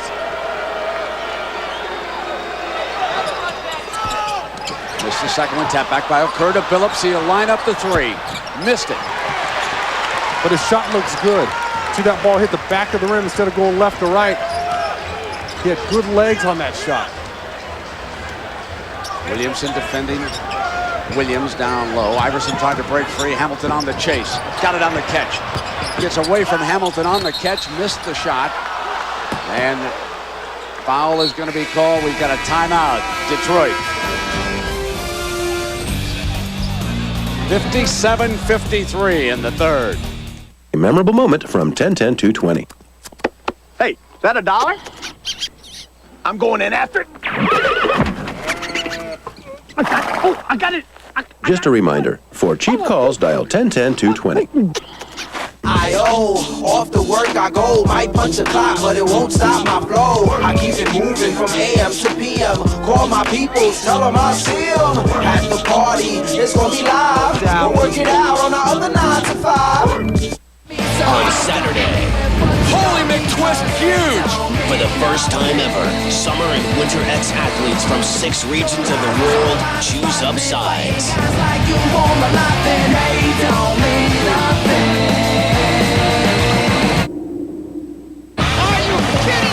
The X Games Global Championship starts Saturday at 1 Eastern on ABC and continues all week on ESPN, ESPN2, and ESPN.com. Ever try to get a home equity line from a bank? That's why we started eLoan. It's a better way to get cash out of your house. Needless paperwork? Gone. Lender fees? Gone. Waiting for a decision?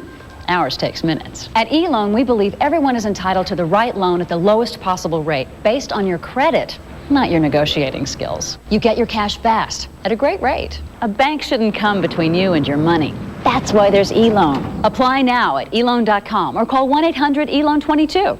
If I look happy, it's because I've got a super night's sleep in my Craftmatic Monaco adjustable bed.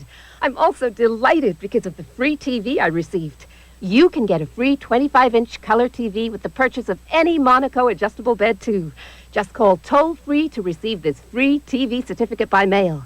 Call to have your free 25-inch color TV certificate and complete details about Monaco mailed to you right away. Call 1-800-544-1000.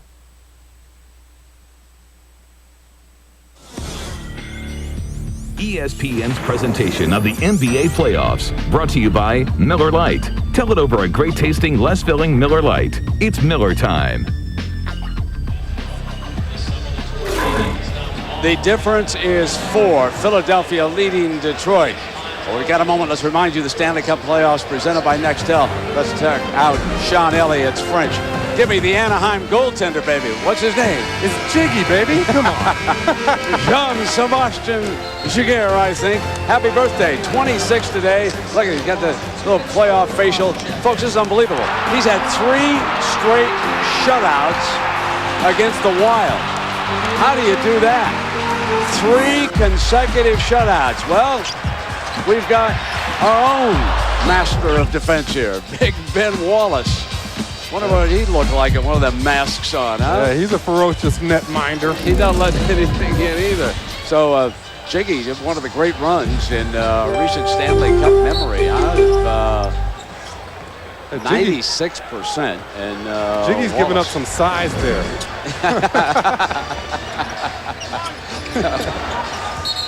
That's coming up right after this game. Game 4. Monty Williams again, and he's just picked up number 5. I tell you what, I've been there. Corliss Williamson is a handful. So Carlisle is exploiting a mismatch in this game, and Derek Coleman replaced Williams. So Thomas Skinner stays in the game. Brown likes what he's seen so far from Skinner. Williamson on that free throw line. He's made it a 3 again. He wasn't the 6th man of the year last year for nothing. And he's done that to a lot of defenders. Guys coming off the bench to try to guard a guy who's so big and strong. Now the San Antonio Spurs showed last night what you have to do in this situation. When you get ahead, put your foot on the throat. Get it out of Dodge. Don't go to a 7. Don't risk it, even though you got it on your home floor. They finally did it. Detroit knows. So San Antonio did not let it go to a game 7. They got it over and done. Dallas did not shut the door. We'll see what happens in that one tomorrow. Now here Detroit's trying to dig back in. Up fire, but there was a whistle before that, and I think we've got a 3-second violation. Yes, it is. 3-second violation. Out of bounds sideline, Detroit. Salvatore had the 3 seconds.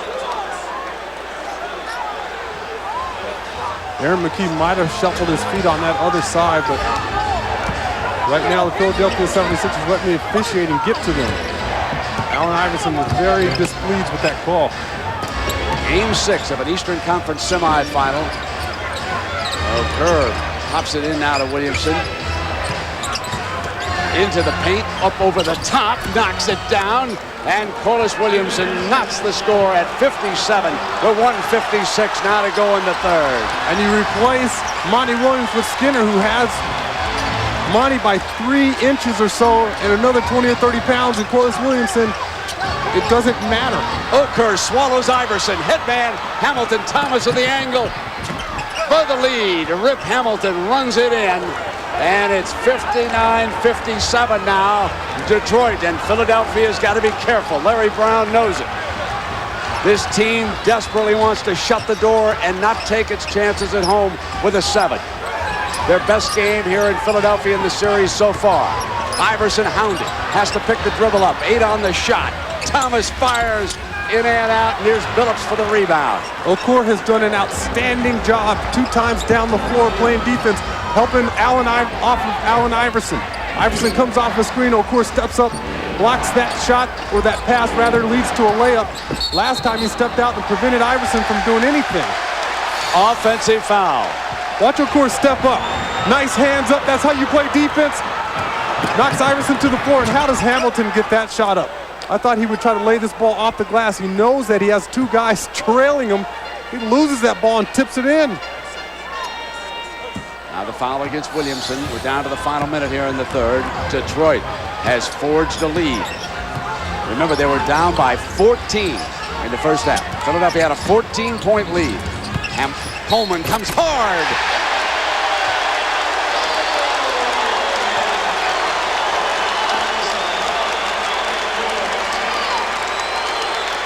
Dare I say, send it in?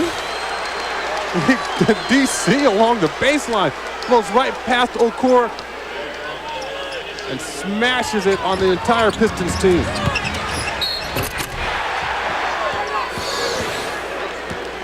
Now on the line for the lead. There it is, 60-59, a 1-point margin now. Full court press after the made free throw. Williamson comes to the backcourt to help out, and Hamilton will bring it up on the move against Iverson. Hamilton's good on the run. Okur will eat some seconds, and here comes Billups. Billups has played this entire quarter. And Skinner fouling Wallace coming through. Both teams were over the limit. That is number 4 on Kenny Thomas. Let me check that. I thought it was Skinner, but instead it's going to be Thomas. Let me correct myself. And that is tough for Brown. He is eyeing Salvatore, upset, has to contain himself, looking for a substitute. Wallace ties it at 60. Van Horn back into the fray.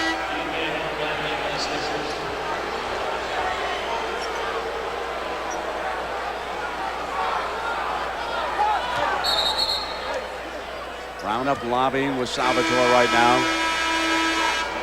Well, he's working him.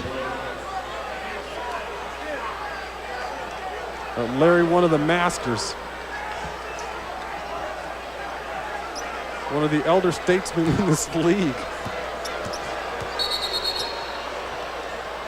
And Gerritsen. And we've got a technical. You knew it was coming. I didn't know it was coming. I thought that Larry looked like he was pretty calm over there. Well, let me tell you what happened over here on the other side.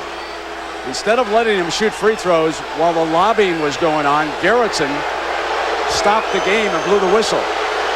When he looked over there, that's when the technical was called. Gerritsen saw that there was a conversation going on. He halted the proceedings, and Salvatore decided, I've had enough. They are not singing Happy Birthday, Bennett. No, they're not. I've never heard anything like that. Welcome to Philadelphia, my friend. Wow, the city of brotherly love. Hamilton fouls Iverson. Iverson, a wily veteran, knew there was a chance coming back down the floor that he could get himself on that free throw line. Get a whistle in his favor right now, and he'll step up and attempt to tie it. That's 4 on Hamilton.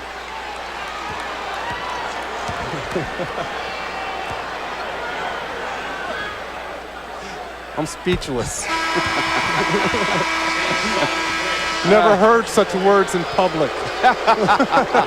You mean they're that nice down in San Antonio? Where I'll be going for the Western Conference Final? They say howdy and heck. That's about it. Well, I know David Robinson does. The Admiral, what a great thing it is for him to be going to the Western Conference Finals. And I thought the Lakers handled themselves very well afterwards. I know how painful that was for that team, and what a tough week it was for Coach Phil Jackson. But they lost with dignity and praised San Antonio and said they were the better team and deserved it. And the Spurs move on now. There'll be no asterisk if the Spurs win this championship. Believe me. I believe that they will.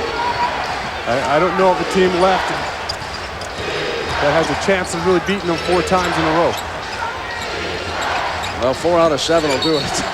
Well, 4 out of 7.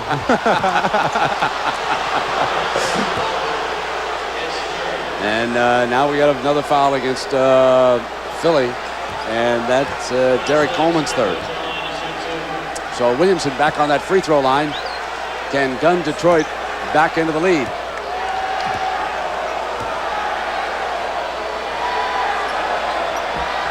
Is there a way that you could have a giant beep and just beep the crowd?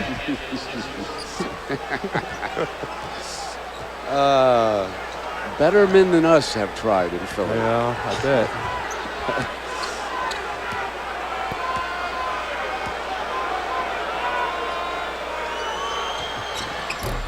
Missing that one, he knew he had, rushed in, but Van Horn yanked it away now. Now down to the last 30 seconds of the 3rd quarter. What a dandy 4th we're going to have in this one. Crowd is up now. 76ers are going for the lead with the last shot. They'll have 10 to do it. You know who's got it in his hands. Williamson with size, but Iverson with quickness is short. Phillips tries to run out with it. Buckner up firing. Yes! On his butt with a second to go. Long pass. Iverson taps it away. And Buckner gives the Sixers something to build on with a last-second field goal here at the end of 3. Field goals were hard to come by for Philadelphia in the last 7 minutes. But with time running out, Buckner up firing. Yeah, fumbling with the basketball. His prayers answered. And the 76ers will take a 1-point lead into the money quarter.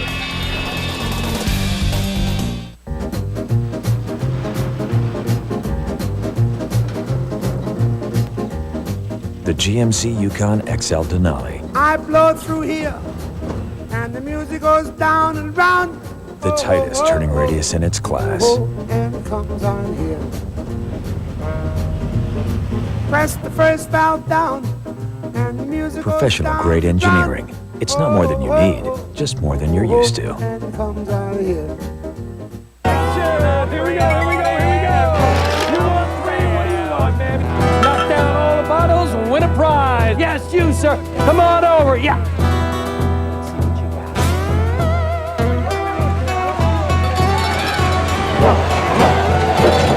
Here we go, impress the little lady. When the target's refreshment, a hard Mike's is good to find.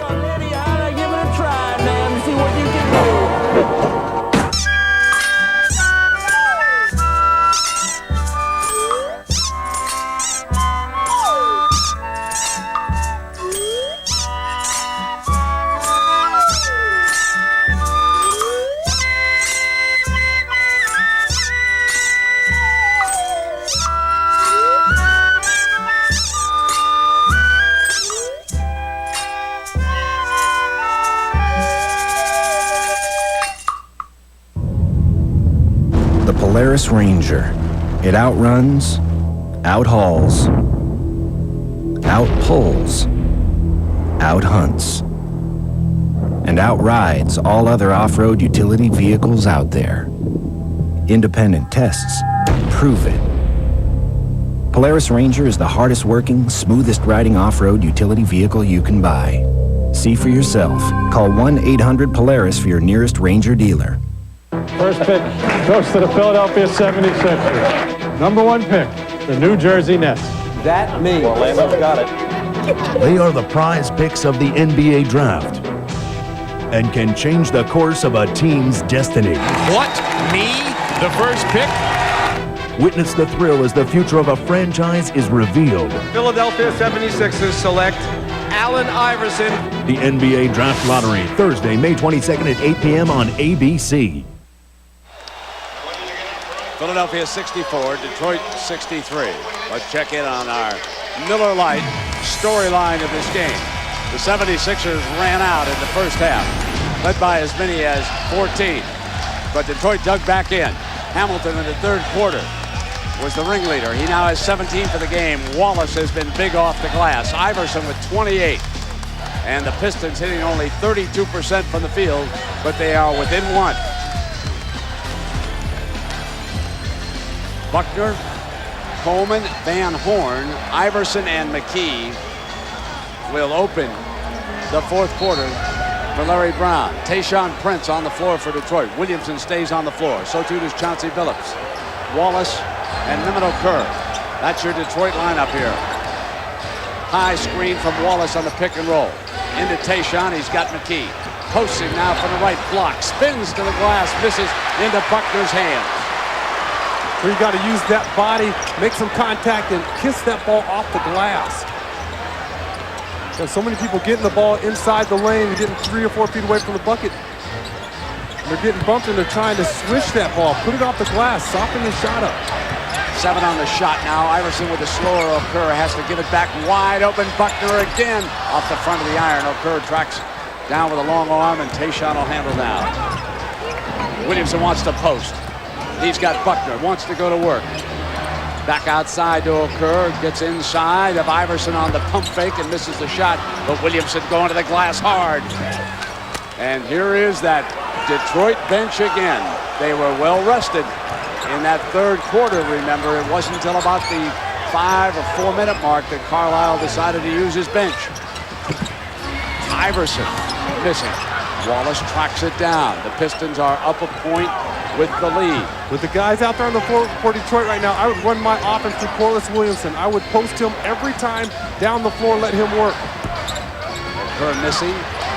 Van Horn wants to headman Iverson. Iverson's got a slower Okur, has to give it now to the trail man and McKee. So that shot by Okur, you can get that anytime you want. It gives the 76ers an opportunity to run the ball back at you. You can get that shot 10 seconds into the clock later. Sixers dig in defensively. Williamson to screen high. Tayshaun, the 3. And he's got what? He's cold-blooded, that young man. Yes, he is. Tubby Smith likes him so well down at Kentucky. Always said he could play in this league, and he could score inside and outside. I mean, he gives you a couple of dimensions. Yes, he does. And before the game, he was shooting the 3-ball effortlessly. And he was taking Iverson defensively that time. Coleman spins inside, stays with it. Battled by Williamson, and the foul is called.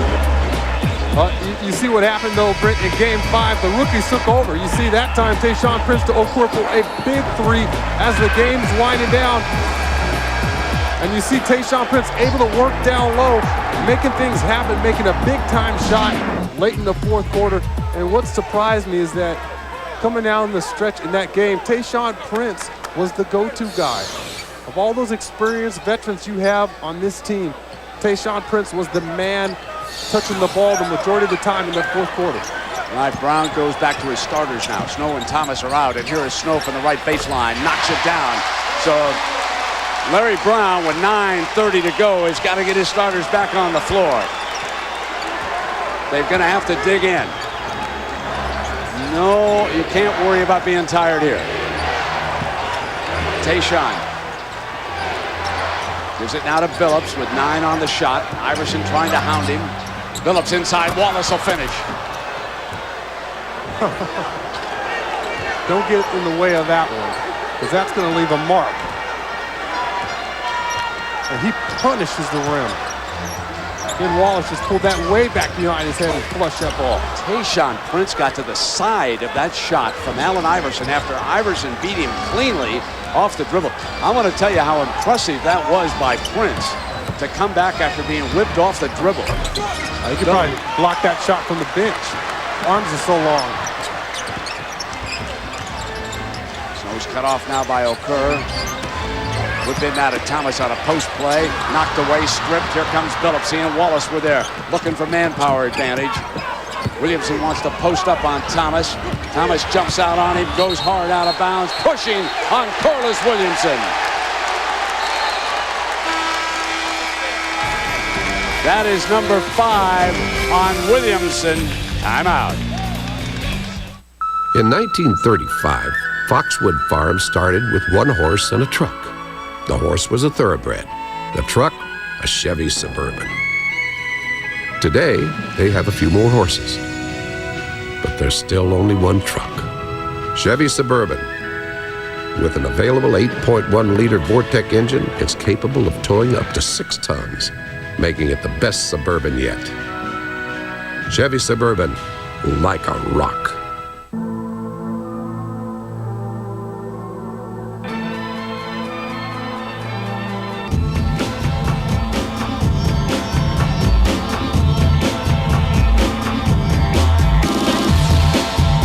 I'm sick, you little girl and boy groups. All you do is annoy me, so I've been sent here to destroy you. There's a million of us dressed like me, walk, talk, and act like me. It just might be the next best thing, but not quite me. I'm Slim Shady, yes, I'm the real Shady. All you other Slim Shadys are just imitating, so won't the real Slim Shady please stand up? Please stand up. Please stand up. 'Cause I'm Slim Shady, yes, I'm the real Shady. All you other Slim Shadys are just imitating, so won't the real Slim Shady please stand up? Please stand up. Please stand up. That's all. To quit smoking, you need the right help. Introducing the FDA-approved Commit lozenge. Commit is clinically proven to help smokers quit, even those who tried before. And its medicine keeps working after the lozenge is gone. New Commit. Bird picks it up and dribbles out and shoots and makes! I am playing for you. Leslie, what's she gonna do? She got it! I am part of a team. I am worth leaving home for. I am always trying to win. Staley driving and she rolls it in. I am playing for you. I am playing for you, for you. All the way through, reverse layup, goal! For ticket information, call 877-WNBA-TIX. Welcome back to First Union Center, Game 6. The problem the Sixers have down the stretch is finding a second scorer behind Allen Iverson. Larry Brown had hoped it would be Keith Van Horn, but he's struggling again. So much so that Brown would actually rather leave Van Horn in down the stretch and have him foul out and have Kenny Thomas foul out or Derek Coleman. Those are the two guys, Brent, that he's hoping will be the second scorer down the stretch behind Iverson. All right, David, thank you. Let's take you back, ladies and gentlemen. This is a classic confrontation between coach and referee Bennett Salvatore. That's not part of the play. What I'm saying to every you game I've watched on TV, you call. Every call is a foul. I even told those guys before the game, Bennett, every call is a foul. They don't even have a part of the game. Hey, Larry, are you through? No, I'm not through. You've ruined every game, Bennett. Excuse me. You got it. You got it. That's great. Technical foul. Yeah. That's all you can do. I suggest you sit down. I suggest you sit down. Larry Brown did tell us before the game he was concerned about Salvatore, but you know he had it in the back of his mind. He talked himself into that technical foul, and it's 70-68. Pistons with a 2-point lead and down away from the ball. Here is a foul against Detroit now. And here is the foul trouble. Williams over there on the 76er bench. Thomas and Van Horn, the two forwards that David spoke about, both carrying 4 fouls. Williamson now with 5 for Detroit.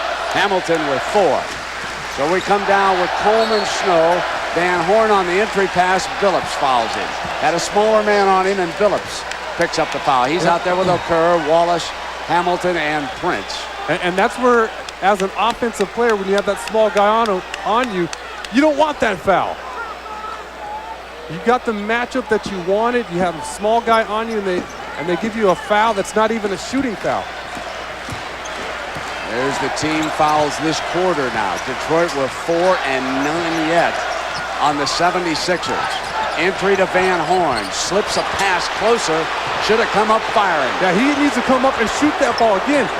We've seen it numerous times in this game where the big men are trying to throw 3 or 4 foot passes in the paint to other big men when all they have to do is turn around, put that ball up. Every trip important. Hamilton, deep 3 again. Too deep, perhaps, in that situation. Carlisle probably would have preferred a little more ball movement. Snow now off on the right wing with the Sixers still down a field goal. And Horn for the lead. In and out and into Hamilton's hands. Just a tough time getting it going offensively. Detroit has given themselves a chance here on the road with 7 minutes to go in the fourth. Off a curl. Hamilton up firing. Off to the right. Pulled away by Van Horn. The last two possessions haven't been ideal for the Pistons. Two tough shots by Rip Hamilton. But it's the 76ers who are searching for that tying field goal. Snow bumped by Phillips, no question. I mean, he was like a linebacker taking a shot at a running back coming through. Trying to knock him out of bounds. Two guys built like tanks. They're wrestling in the block area, Tayshaun Prince and Keith Van Horn. And here Van Horn doing a nice job boxing out Ben Wallace. Comes down, probably jammed his finger. Got it tangled up a little bit. Remember the other night, it was Snow who hit that three with about 9 seconds to go. Looked like it had given Philadelphia a win in Game 5. They had a foul to give, used it, about 3.4 left, and that's when Atkins went for the game winner. Snow now ties it up at 70, 6:45. Atkins watching from the bench. Phillips has returned to the Piston lineup. Brings it up on Snow. Expect them to, if they can't get this ball to Hamilton, to go one-on-one with Tayshaun Prince. Back to Prince on a pump fake. Gets inside Thomas. It'll be Phillips' three. And no. Thomas rebounds. Sixers turn. Snow dumps it into Coleman for the lead. Stays with it off the miss. Yes. Derek Coleman puts the Sixers up a deuce. Timeout now. DC, just the man inside, comes down with his own offensive rebound, and he doesn't care. He knows this is the guts of the game. He's not going to give up just because he misses a close one. Staying alive.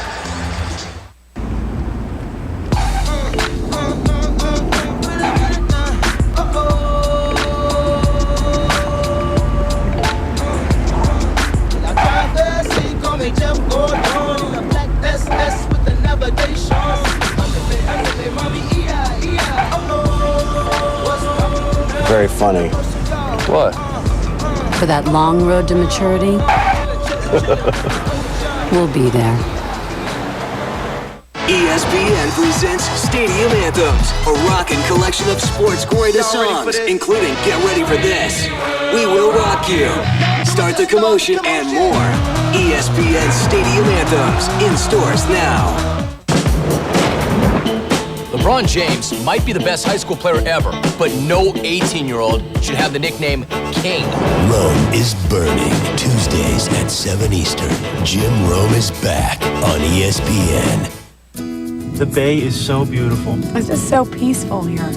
Oh, it's breathtaking, huh? Would that make a great postcard? Wow, check this out. It's just gorgeous, isn't it? This is such a charming little town. Hey, look at that little crab boat. Wow, what a sunset. You tired, sweetie? It's a little motel right up the street here. Oh, perfect. Oh, no. Can I help you? Got a flashlight? Cove Point Lighthouse. Wow. Now that's a flashlight. Welcome to Maryland. Thank you. Just one of the many authentic treasures of Maryland. For a vacation the whole family will treasure, call now and ask for your free vacation guide, Destination Maryland. It has everything you need to enjoy Maryland's world-famous sights and attractions year-round. Also inside is a special Maryland Passport discount travel card. Plus, get a special edition print of Cove Point Lighthouse. From my family to yours, welcome to Maryland. Call now for your free vacation guide. Maryland, welcome. ESPN's presentation of the NBA playoffs, brought to you by Chevy Trucks, the most dependable, long-lasting trucks on the road, and Sprite, obey your thirst. Time for our Dockers Defender's Edge. I tell you, Ben Wallace should just wear Dockers when he plays. Ben, the man with all the blocks. Maybe he should just put an ad on him somewhere. Maybe on one of those cornrows. That'd be the way to go. Log on to ESPN.com and vote for the Dockers Defender's Edge. Brent? All right, Kevin, thank you. Derek Coleman and the Sixers are up to 72-70. 6:09 to go. Allen Iverson has logged 42 minutes here tonight.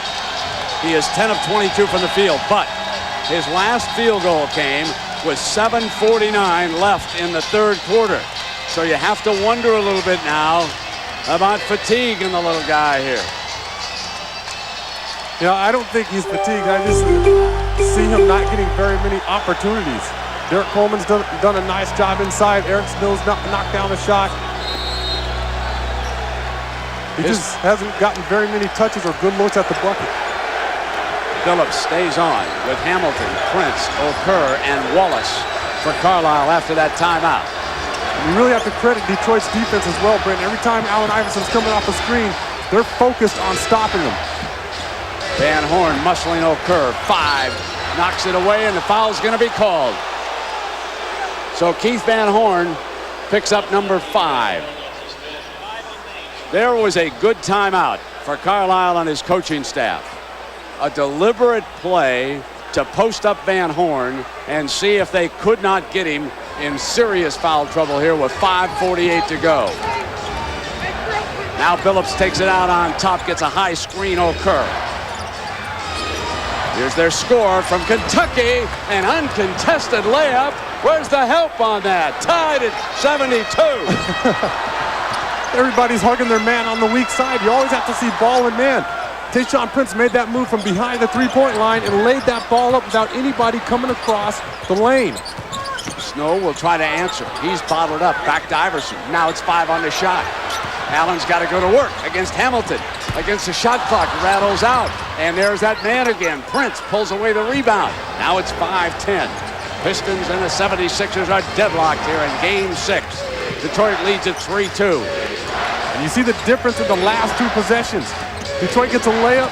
Philadelphia gets a fadeaway jumper. They're going to get Phillips on an offensive foul. Phillips for knocking Snow down. Offensive foul is going to be called, and that's 5 on Chauncey Phillips. Here comes Chucky Atkins.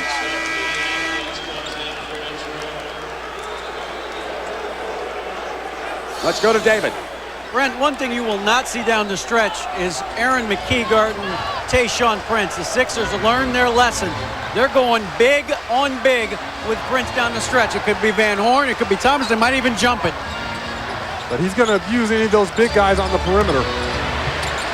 Coleman got the bounce off the front of the iron.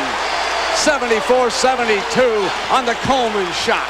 4.5 minutes now. Now this is DC's time late in the fourth. 2 big buckets coming down this stretch. Hamilton isolated over on the left. Okur to screen high on a pick and roll. Hamilton keeps it, kicks Sean. Now here's Hamilton attacking again with 6 on the shot off the glass. No rebound, Philadelphia. Thomas. Van Horn, nice job boxing out Ben Wallace.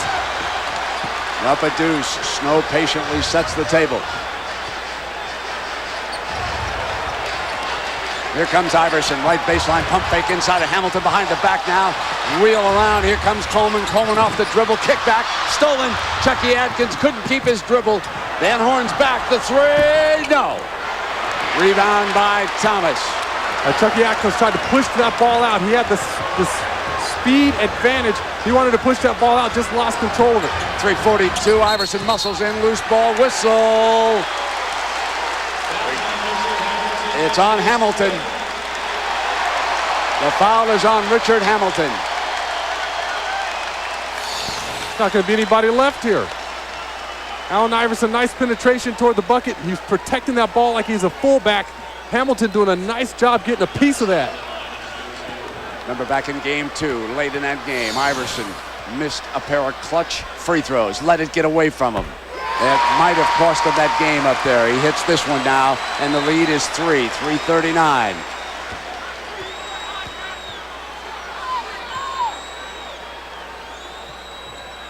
Now make it a 4.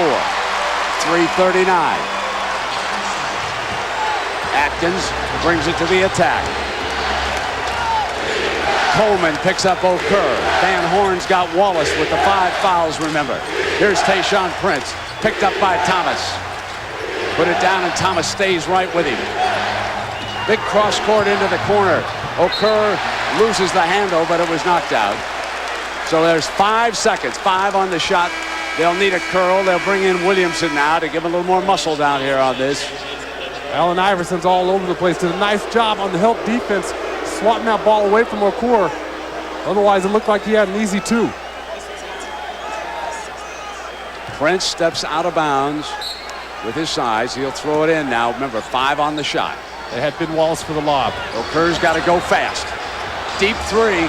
Air ball out of bounds. Philly ball with 3:14 to go on the Okur. Nothing but air.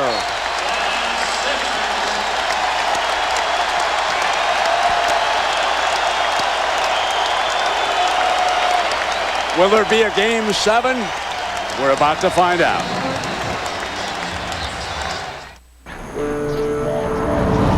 We should change before we pick up the girls. Okay. Chevy Avalanche. It changes from a pickup to an SUV.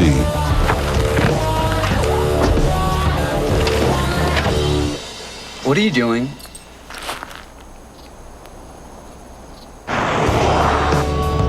Avalanche like a rock.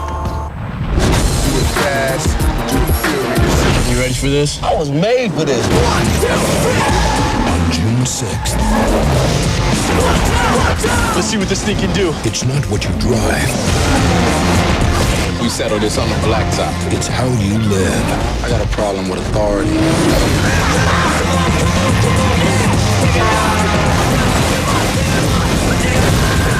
Too Fast, Too Furious. Rated PG-13. Starts June 6th. There's only 2 ugly people in the world, and your mama's both of them. You know, your mama's so fat, she stepped on the dollar and made change. I heard your mama's so ugly, she robbed the bank with no gun, just stuck her head over the counter and say, put that money in that bag. Stick 'em up. Stick 'em up. Timing was a little off. Oh, timing was a little off. Timing is way off. You're not funny. Tell it over a great tasting, less filling Miller Lite. It's Miller time. Who's the one with the potential, the skills to make it to the NBA draft? The dude with the nice hair. Play the Swab for Men NBA Draft Day Challenge at NBA.com. You could win $10,000 and a trip to the 2004 NBA Draft. Tonight on Outside the Lines Nightly, athletes weren't always celebrities or even particularly rich. What does today's athlete owe to Mark McCormick and his handshake deal with Arnold Palmer? Tonight, immediately following SportsCenter on ESPN2. One of the amazing sports stories of this year so far, John Sebastian Jaguar hasn't given up a goal in the Western Conference Finals. The Ducks trying to move on. That's next after basketball, guys. All right, Kevin, and here points hard to come by in the 4th quarter. 12-9, Sixers with the lead, and they have a 4-point lead here in this game, trying to force a game 4. Richard Hamilton has struggled from the floor here tonight. 5 of 17. He has 17 points, but he has not had his shot here. And Detroit hasn't played smart ball down the stretch. They've taken bad shots. They haven't worked the ball around as much as they've needed to. Every time down the floor, they're getting tough shots with the exception of a Tayshaun Prince layup here or there. That's about it. David, what went on in Larry Brown's huddle? Well, Brent, Larry Brown talked about rebounding. He said they back tap everything. He wants 5 guys on the glass at all times. Keep in mind also, Brent, this morning during shoot-around, they spent the last 20 minutes going over end-of-game defensive scenarios, what they were going to do. Iverson on a run-out, tap 3. Pistons with a chance. Headman's Hamilton runs it in for the layup. And suddenly we've got a 2-point game. We're inside of 3. Allen Iverson got caught off the ground along the baseline, had nowhere to go with that pass. Iverson pops out. Now 10. Hamilton's right there with him. Iverson has to give it up in the corner. Another ball that was touched by Detroit. Now 5 on the shot. Snow knows it. Snow on the attack. Runs right into Wallace. And a blocking foul going to be called The Piston bench not happy about this one. It looked like Ben Wallace extended that arm over the top of Eric Snow. If he keeps his hands straight up. Was he in the circle? Was he set in this circle? Well, he's inside the circle. But if he's a secondary defender, he can get away with that. But you see his arms going over the top. And Wallace taking his time. And we've got a little bit of a controversy about Wallace staying on the floor. They probably got the wind knocked out of him. He's got a little blood on his lip there. When you have Eric Snow is not a lightweight. He's built like a tank. And he's coming in there full speed ahead, 100 miles an hour. Barrels right into Ben Wallace. They cannot afford to have Big Ben off the floor here for the final 2.5 minutes. Here's the shot that Snow gave him. Like a good Spartan fullback. Oh, you see that knee right there to the gut. The solar plexus. And knock the wind right out of you. And now Wallace being forced over because of that blood, and now he's got words for Salvatore. It'll take about half that bench to keep him over. They cannot afford a technical foul right now. Now Salvatore is sent him over as he kicked him out of here. Let's see what happens here. Both teams unhappy with the officiating. That means you've done your job. Carlisle trying to get an explanation, but Wallace has been sent off to the side here at 2:30. We'll get this all squared away as we take another break. Look at the shot that Wallace takes on this play. That's hardly fair, folks. Tammy's here. Not too late. I know. Hey.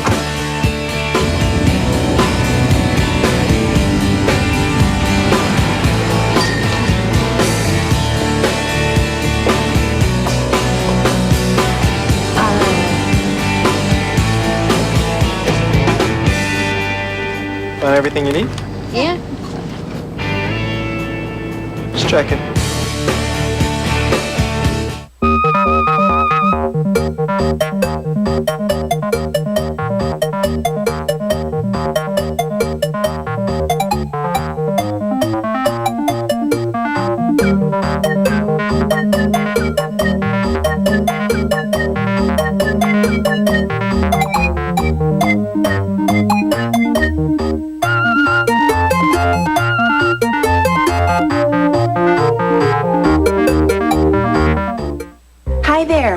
Yeah, I'd like a junior bacon cheeseburger with 2 full strips of bacon made fresh. Define fresh. Fresh ingredients. Do you mean West Fresh at one time? No, I mean made fresh now. We don't do that fresh. At Wendy's, fresh means fresh. So our junior bacon cheeseburger is made right when you order it. It's the best 99 cents you can spend. Your view of fresh? It's very narrow. Really? The 99-cent super value menu at Wendy's. It's better here. And our pickup window's open till midnight or later, so you can eat great even late.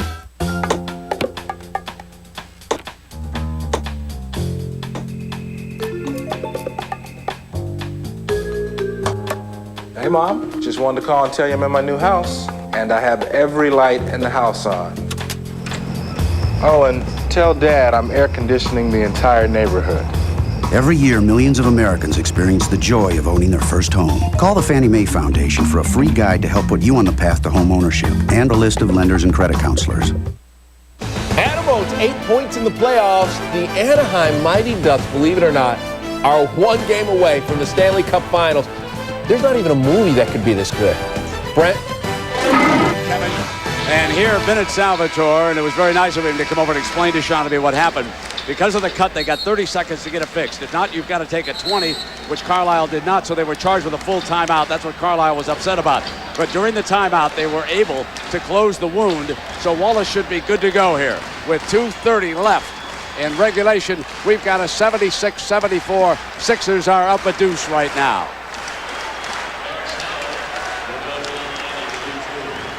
Now he's got a clean jersey on. They took the bloody one off. But that shot to the gut, most people don't get up from that. Eric Snow. Free throw line. Wallace will remember that number. Wallace and Snow misses the first free throw here. That shows you how strong Ben Wallace is. He's got to have some incredibly strong abdominal muscles to absorb an impact like Eric Snow leading with his knee. Snow makes it, it's a three now. And a reminder, of course, follow the NBA legends on NBA.com with the Love It Live playoff tour. Don't you love this one live on this playoff tour? Phillips back on the floor now, along with Wallace, Hamilton, Williamson, and Tayshaun Prince for Detroit. That's your five on the floor right now with Tayshaun there. They're down three, 77-74. Plenty of time. Back outside. Basket's hard to come by here in the fourth quarter. Now 4 on the shot. Tayshaun for the tie. Misses this one, and Snow's got the rebound. Here comes Iverson on the attack. Kick now to Thomas. Got it back. And the Pistons have been unable to move the ball on the offensive end. They're throwing it one pass, isolation, and they're getting deep into the shot clock, and they're not getting any good attempts down the stretch. On the pick and roll, knocked into the backcourt off Snow's foot and out of bounds. What a tough break. He took his eye off it momentarily to make sure he wasn't being pursued. Ball out of bounds. Huge break for Detroit here. Unlucky bounce here. He's trying to let it cross half court, kicks it on accident.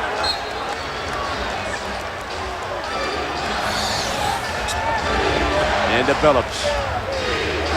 This half now, the Sixers have turned it over 10 times. Phillips on the drive, draws the foul. So he'll be shooting a pair of free throws. He can make this a 1-point basketball game, and Snow now with 4 personal fouls, but 1:40 to go. Phillips, an excellent free throw shooter. When they run that high pick and roll, you have Corliss Williamson setting that screen, and he's so wide, it's extremely difficult to get around it. One more coming for Chauncey. 77-75 with a free throw coming. And McKee replaces Van Horn here. With 1:40 to go, Van Horn sits. He's had another tough game offensively for the 76ers, Van Horn does. Chauncey Billups has made this a 1-point game with 1:40 to go. And McKee brings the ball up. Iverson has played the entire game. Crowd on its feet now. 1:30 left in the game. 77-76. Sixers up a point. Now the shot is down to 7. Iverson up, firing over Hamilton on the money. That's just your superstar making superstar plays. He caught that ball with 10 seconds left on the shot clock. Made something happen. It's a 3.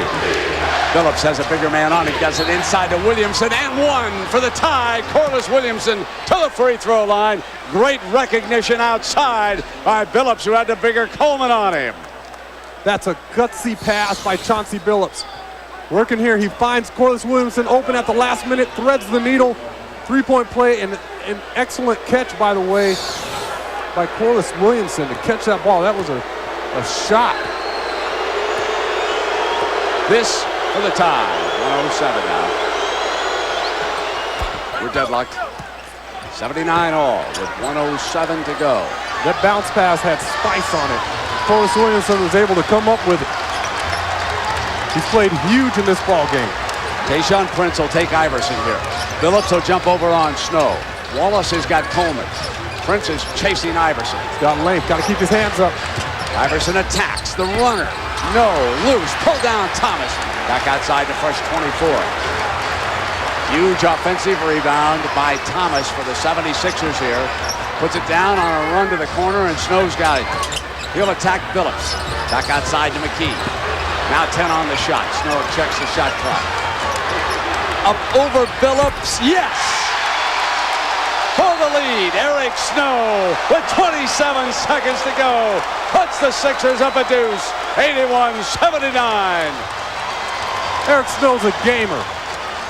not known for his offense. He just made something happen. A little shake and bake on the perimeter, raises over the top of Chauncey Billups, and the Pistons, you have to give them credit. They played spectacular defense on that possession, did a nice job of containing Allen Iverson, but Eric Snow coming up with a money shot.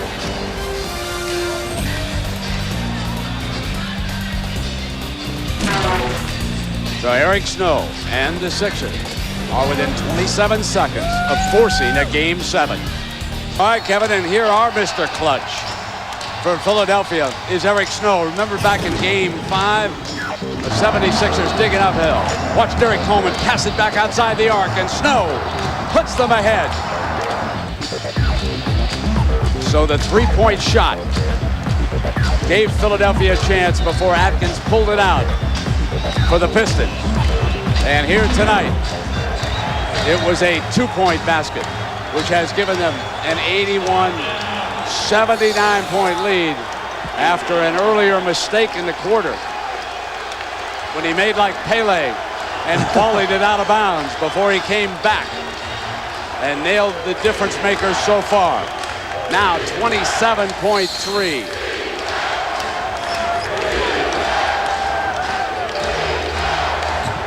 Here's Billups on the inbounds pass.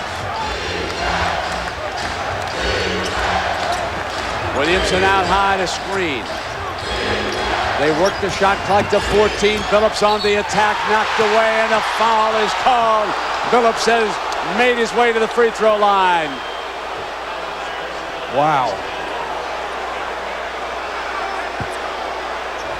Chauncey Billups doing a nice job penetrating, but Eric Snow is moving his feet as well. Doing an excellent job trying to impede his progress. That looks like a clean swipe.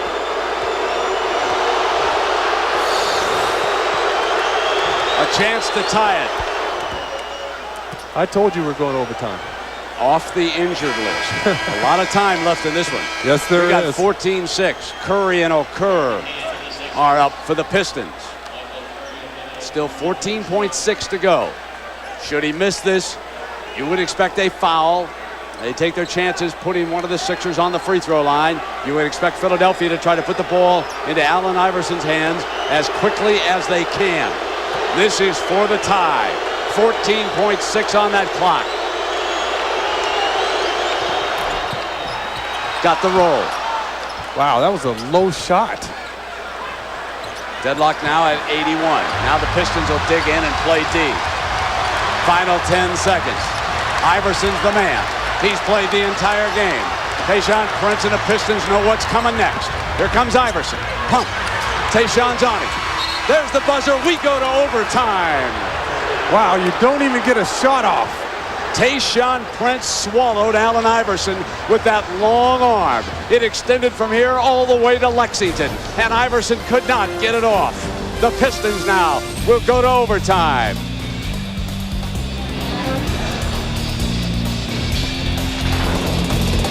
We're just starting. We're deadlocked at 81. This is the second overtime in this series. Remember, Philly lost in OT back in Game 2. Now here is the last shot. Sean, you take it. You tell us what happened here. Tayshaun Prince, first off, does a nice job spacing Allen Iverson. He's so long that he can afford to back up 3 or 4 feet and still get to that shot.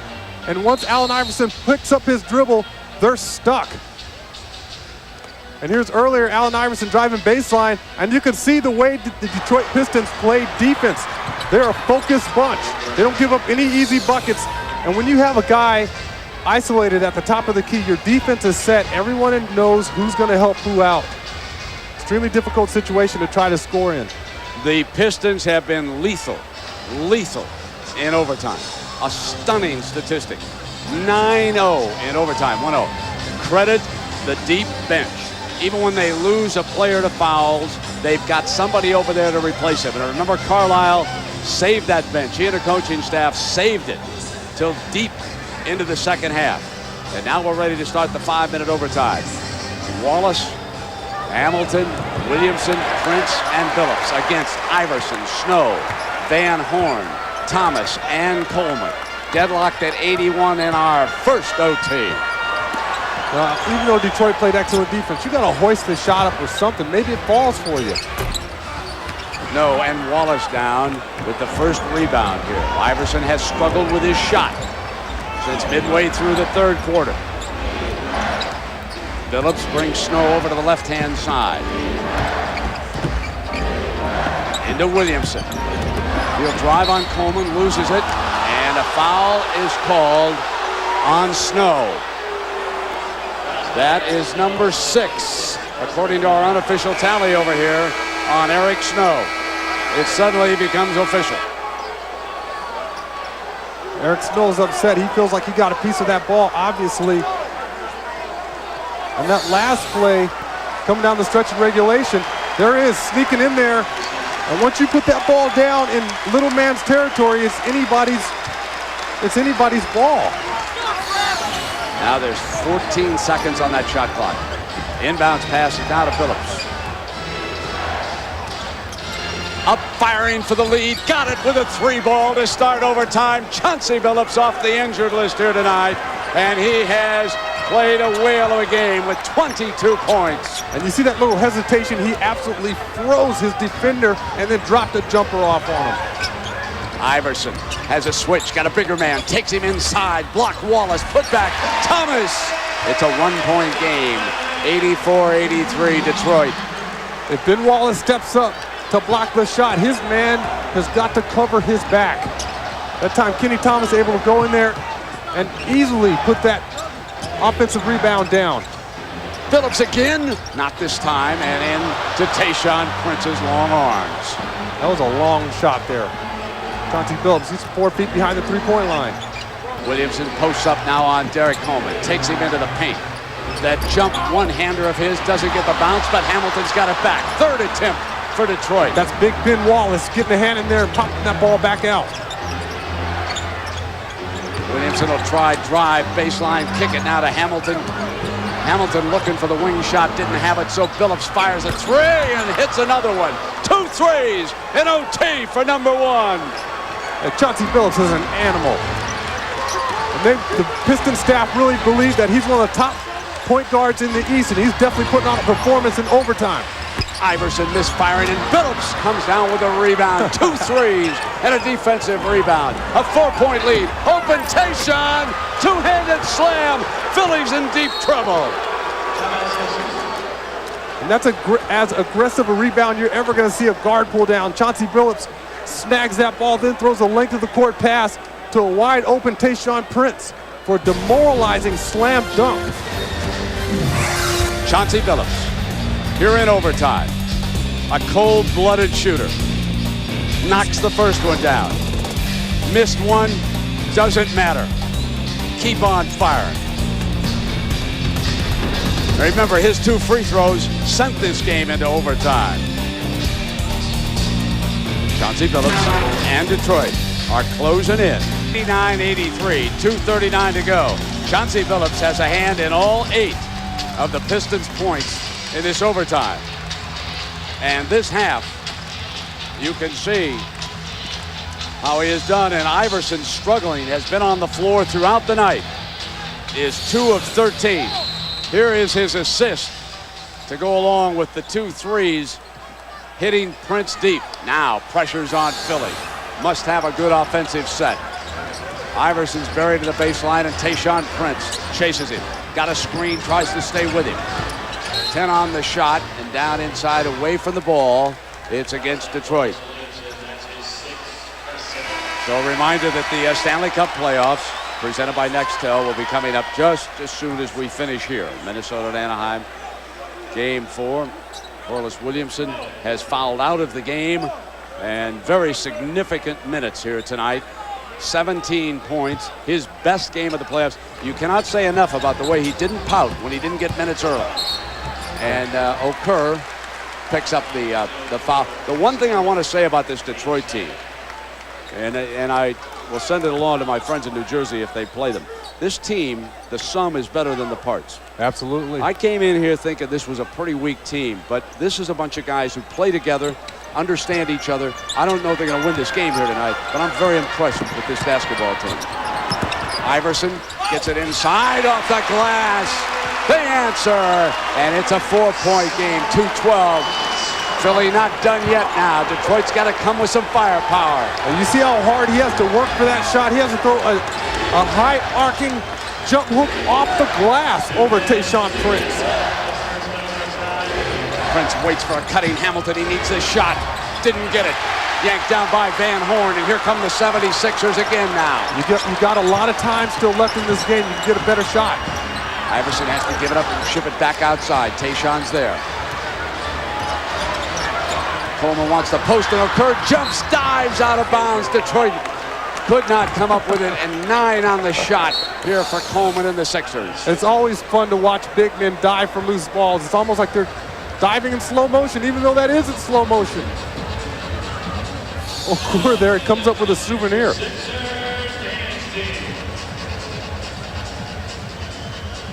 So now a reminder that tomorrow, Game 7 on TNT, Kings Mavericks, and then let's set the table for you now on Sunday. Let's remember that time, 1 p.m. on ABC, either Game 7 of this series between the Sixers and the Pistons, or Game 1, the Nets against the Pistons. Now, so remember that time, 1 p.m. They'll take the air.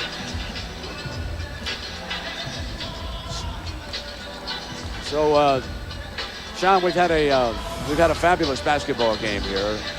Philadelphia ran off to a 14-point lead to start the game. Detroit, Williamson contributing mightily, just sort of stuck with it. They've given themselves a chance, but Philly's not done yet. No, they're not done yet, even though Detroit came out and really punched them in the mouth to start overtime with Chauncey Billups' 2 big buckets and then losing track of Tayshaun Prince. I tell you what, the loss of Cornelius Williamson may hurt the Detroit Pistons, but the way Prince and Chauncey Billups are playing right now, they have the ability to carry this team through the overtime. Allen Iverson here in overtime with his first basket. Made it a 4-point game, 89-85. A little fella down in there with the big timber. And that jump hook kissing the glass. How many times are you going to rely on him to make shots like that? Where he has to get in the lane and throw jump hooks over guys who have 7-foot-plus wingspans. A minute and a half in the game, and remember, 9 on the shot on this set. So Philadelphia, and timeout has to be called as Philadelphia unable to swing anybody free, and this will be a 20-second timeout. A little confusion on that play there. No one moved once that ball was slapped.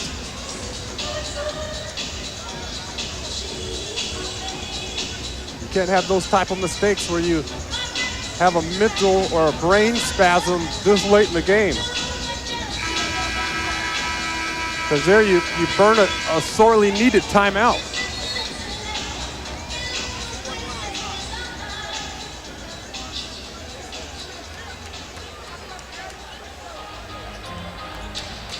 So of course, as soon as we finish this overtime, we'll get you the hockey game for Minnesota and Anaheim. 9 on the shot. Van Horn being fronted by Hamilton. You can see both sides have some timeouts and fouls to give here in OT. Iverson attacks, it's open, the runner is good, and he's made it a 2-point game. How can they part the Red Sea for the answer? Wow, what a heroic shot. You could see that confrontation coming as soon as he got a step on Tayshaun Prince. Ben Wallace got his feet set. He went after that shot. Now Billups maneuvers. Billups on the attack. Left hand, no battle rebound. Here comes Iverson looking for the tie all the way. Got it! Got it! We're deadlocked at 89. Oh, baby! What an answer. A 6-0 Allen Iverson run here. And we're deadlocked at 89. Brent, I believe I spoke too soon. That cape belongs to Allen Iverson. What an unbelievable shot down the lane over Ben Wallace. And then he comes up with this ball in transition and outruns everybody with the basketball. He sprints right past Tayshaun Prince. Little contact there. Sets him up right in balance for that layup. And here's that previous one. Going right past Tayshaun Prince and watch Ben Wallace. Don't tell me he's not trying to get that ball.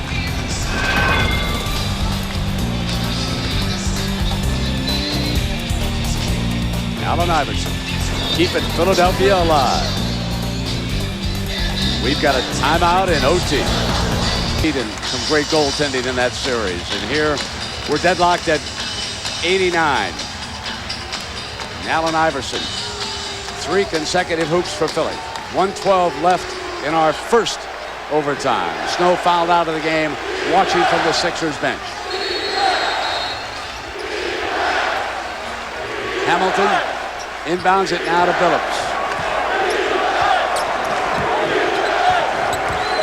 Billups on the drive, kick to the corner. Here's Prince, back outside to Billups. Still 15 on the shot, maneuvers inside off glass, no, rebound, Kerr, jump hook, no, battles to get it back, comes up, no whistle, Iverson on the run. Cut off now as Tayshaun Prince and Hamilton were both back. Now inside of 45 seconds, we're right there with 14 on the shot for Philly, looking for the lead. Where is he? Here he is, number 3, for the answer, not this time. And Kerr hands it off now to Chauncey Billups. Both Game teams, clock and the shot clock are offset. Both teams not getting good shots. Last time for the Pistons, they had 16 seconds on the shot clock when that shot went up. And then the 76ers come back down and don't even move the basketball. And Allen Iverson has to take a fadeaway jumper with 12 on the clock. So we've got a full timeout.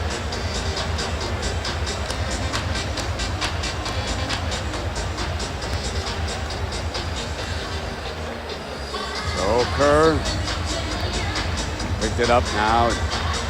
28 seconds, but the key number there for Detroit, 18. The Sixers know that they're going to get the ball back. Now you see how physical the play is underneath. Kerr going after those offensive rebounds, bodies, elbows, arms, and legs are flying. That's playoff basketball in the paint area. You can't be weak in the middle. Allen Iverson just taking over overtime. First with that jump hook off the glass over the top of Tayshaun Prince. Then this beautiful penetration over the top of an outstretched Ben Wallace. And then streaking past everybody in the open floor. Could have gone to the line for an and one. Allen Iverson, 38 points, and the last 6 as heroic as they get. And 9 assists on top of that, setting his teammates up. How do you stop this man when he has it going? You force him into taking shots like that, actually.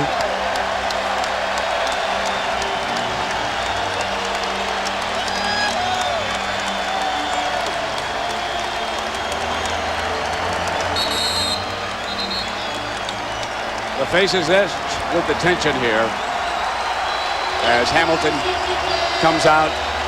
Chauncey Billups, Tayshaun Prince, Ben Wallace, Mehmet Kerr.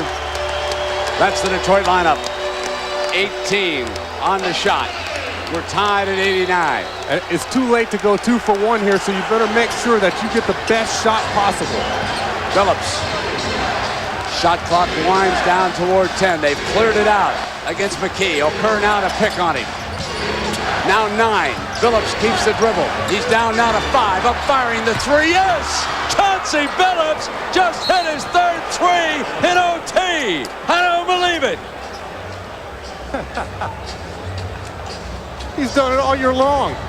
He's been the man of the hour coming down the stretch for this team, and he's one of the big reasons why they're the #1 seed. And this is deja vu all over again. He's done this numerous times in the Palace. With the clock running down, Chauncey Billups, ice water in his veins. Eyes that shot, Aaron McKee a little too far off of him. Got to make him a penetrator this late in overtime. Atkins and the Pistons loving that shot. Now the critical thing for Philadelphia is the time. 15.2. And instead of a 2, it's a 3. Now, do they have enough time to rush it for a quick 2 and go to the foul? Do you have enough time to do that in 15.2 seconds? Philadelphia would have to hurry to take the quick field goal and then foul quickly on the inbounds pass. Or do you maneuver and look for the 3 ball here to deadlock it? If you've got enough time, you're better off attacking and getting the quick 2. Take your chances. on the Pistons at the free throw line. I take the first two, Brent, as soon as I can get them. And the other thing to consider on that foul to give here in overtime is how far down now will the Pistons elect to take it before the shot. Well, if you have a guy who's open or who looks like he's going to get a three-point shot up, I would absolutely tackle the guy. I'd make him take that ball out on the sidelines. Iverson on that far side will take it out of bounds.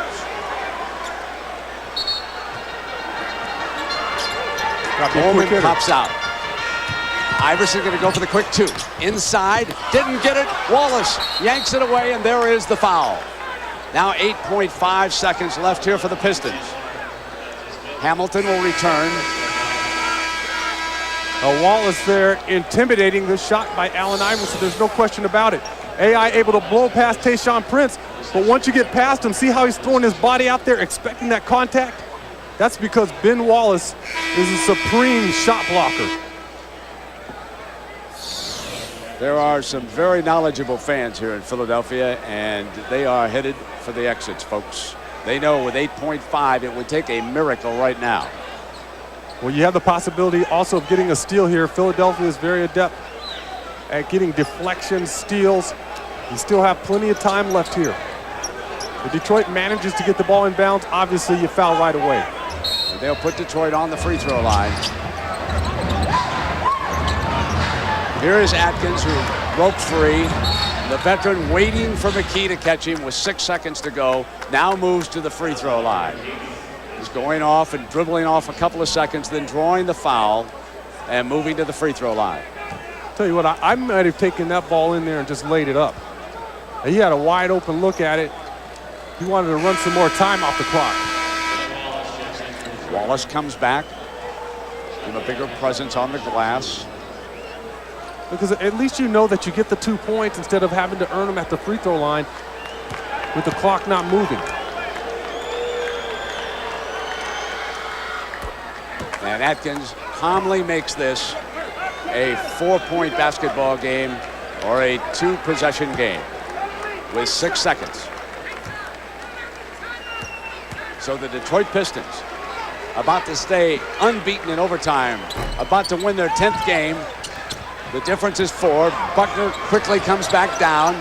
He fires the 3 off the iron. Hello, New Jersey. The Detroit Pistons and the New Jersey Nets will start the Eastern Conference Finals Sunday afternoon back in the Palace at 1 Eastern on ABC.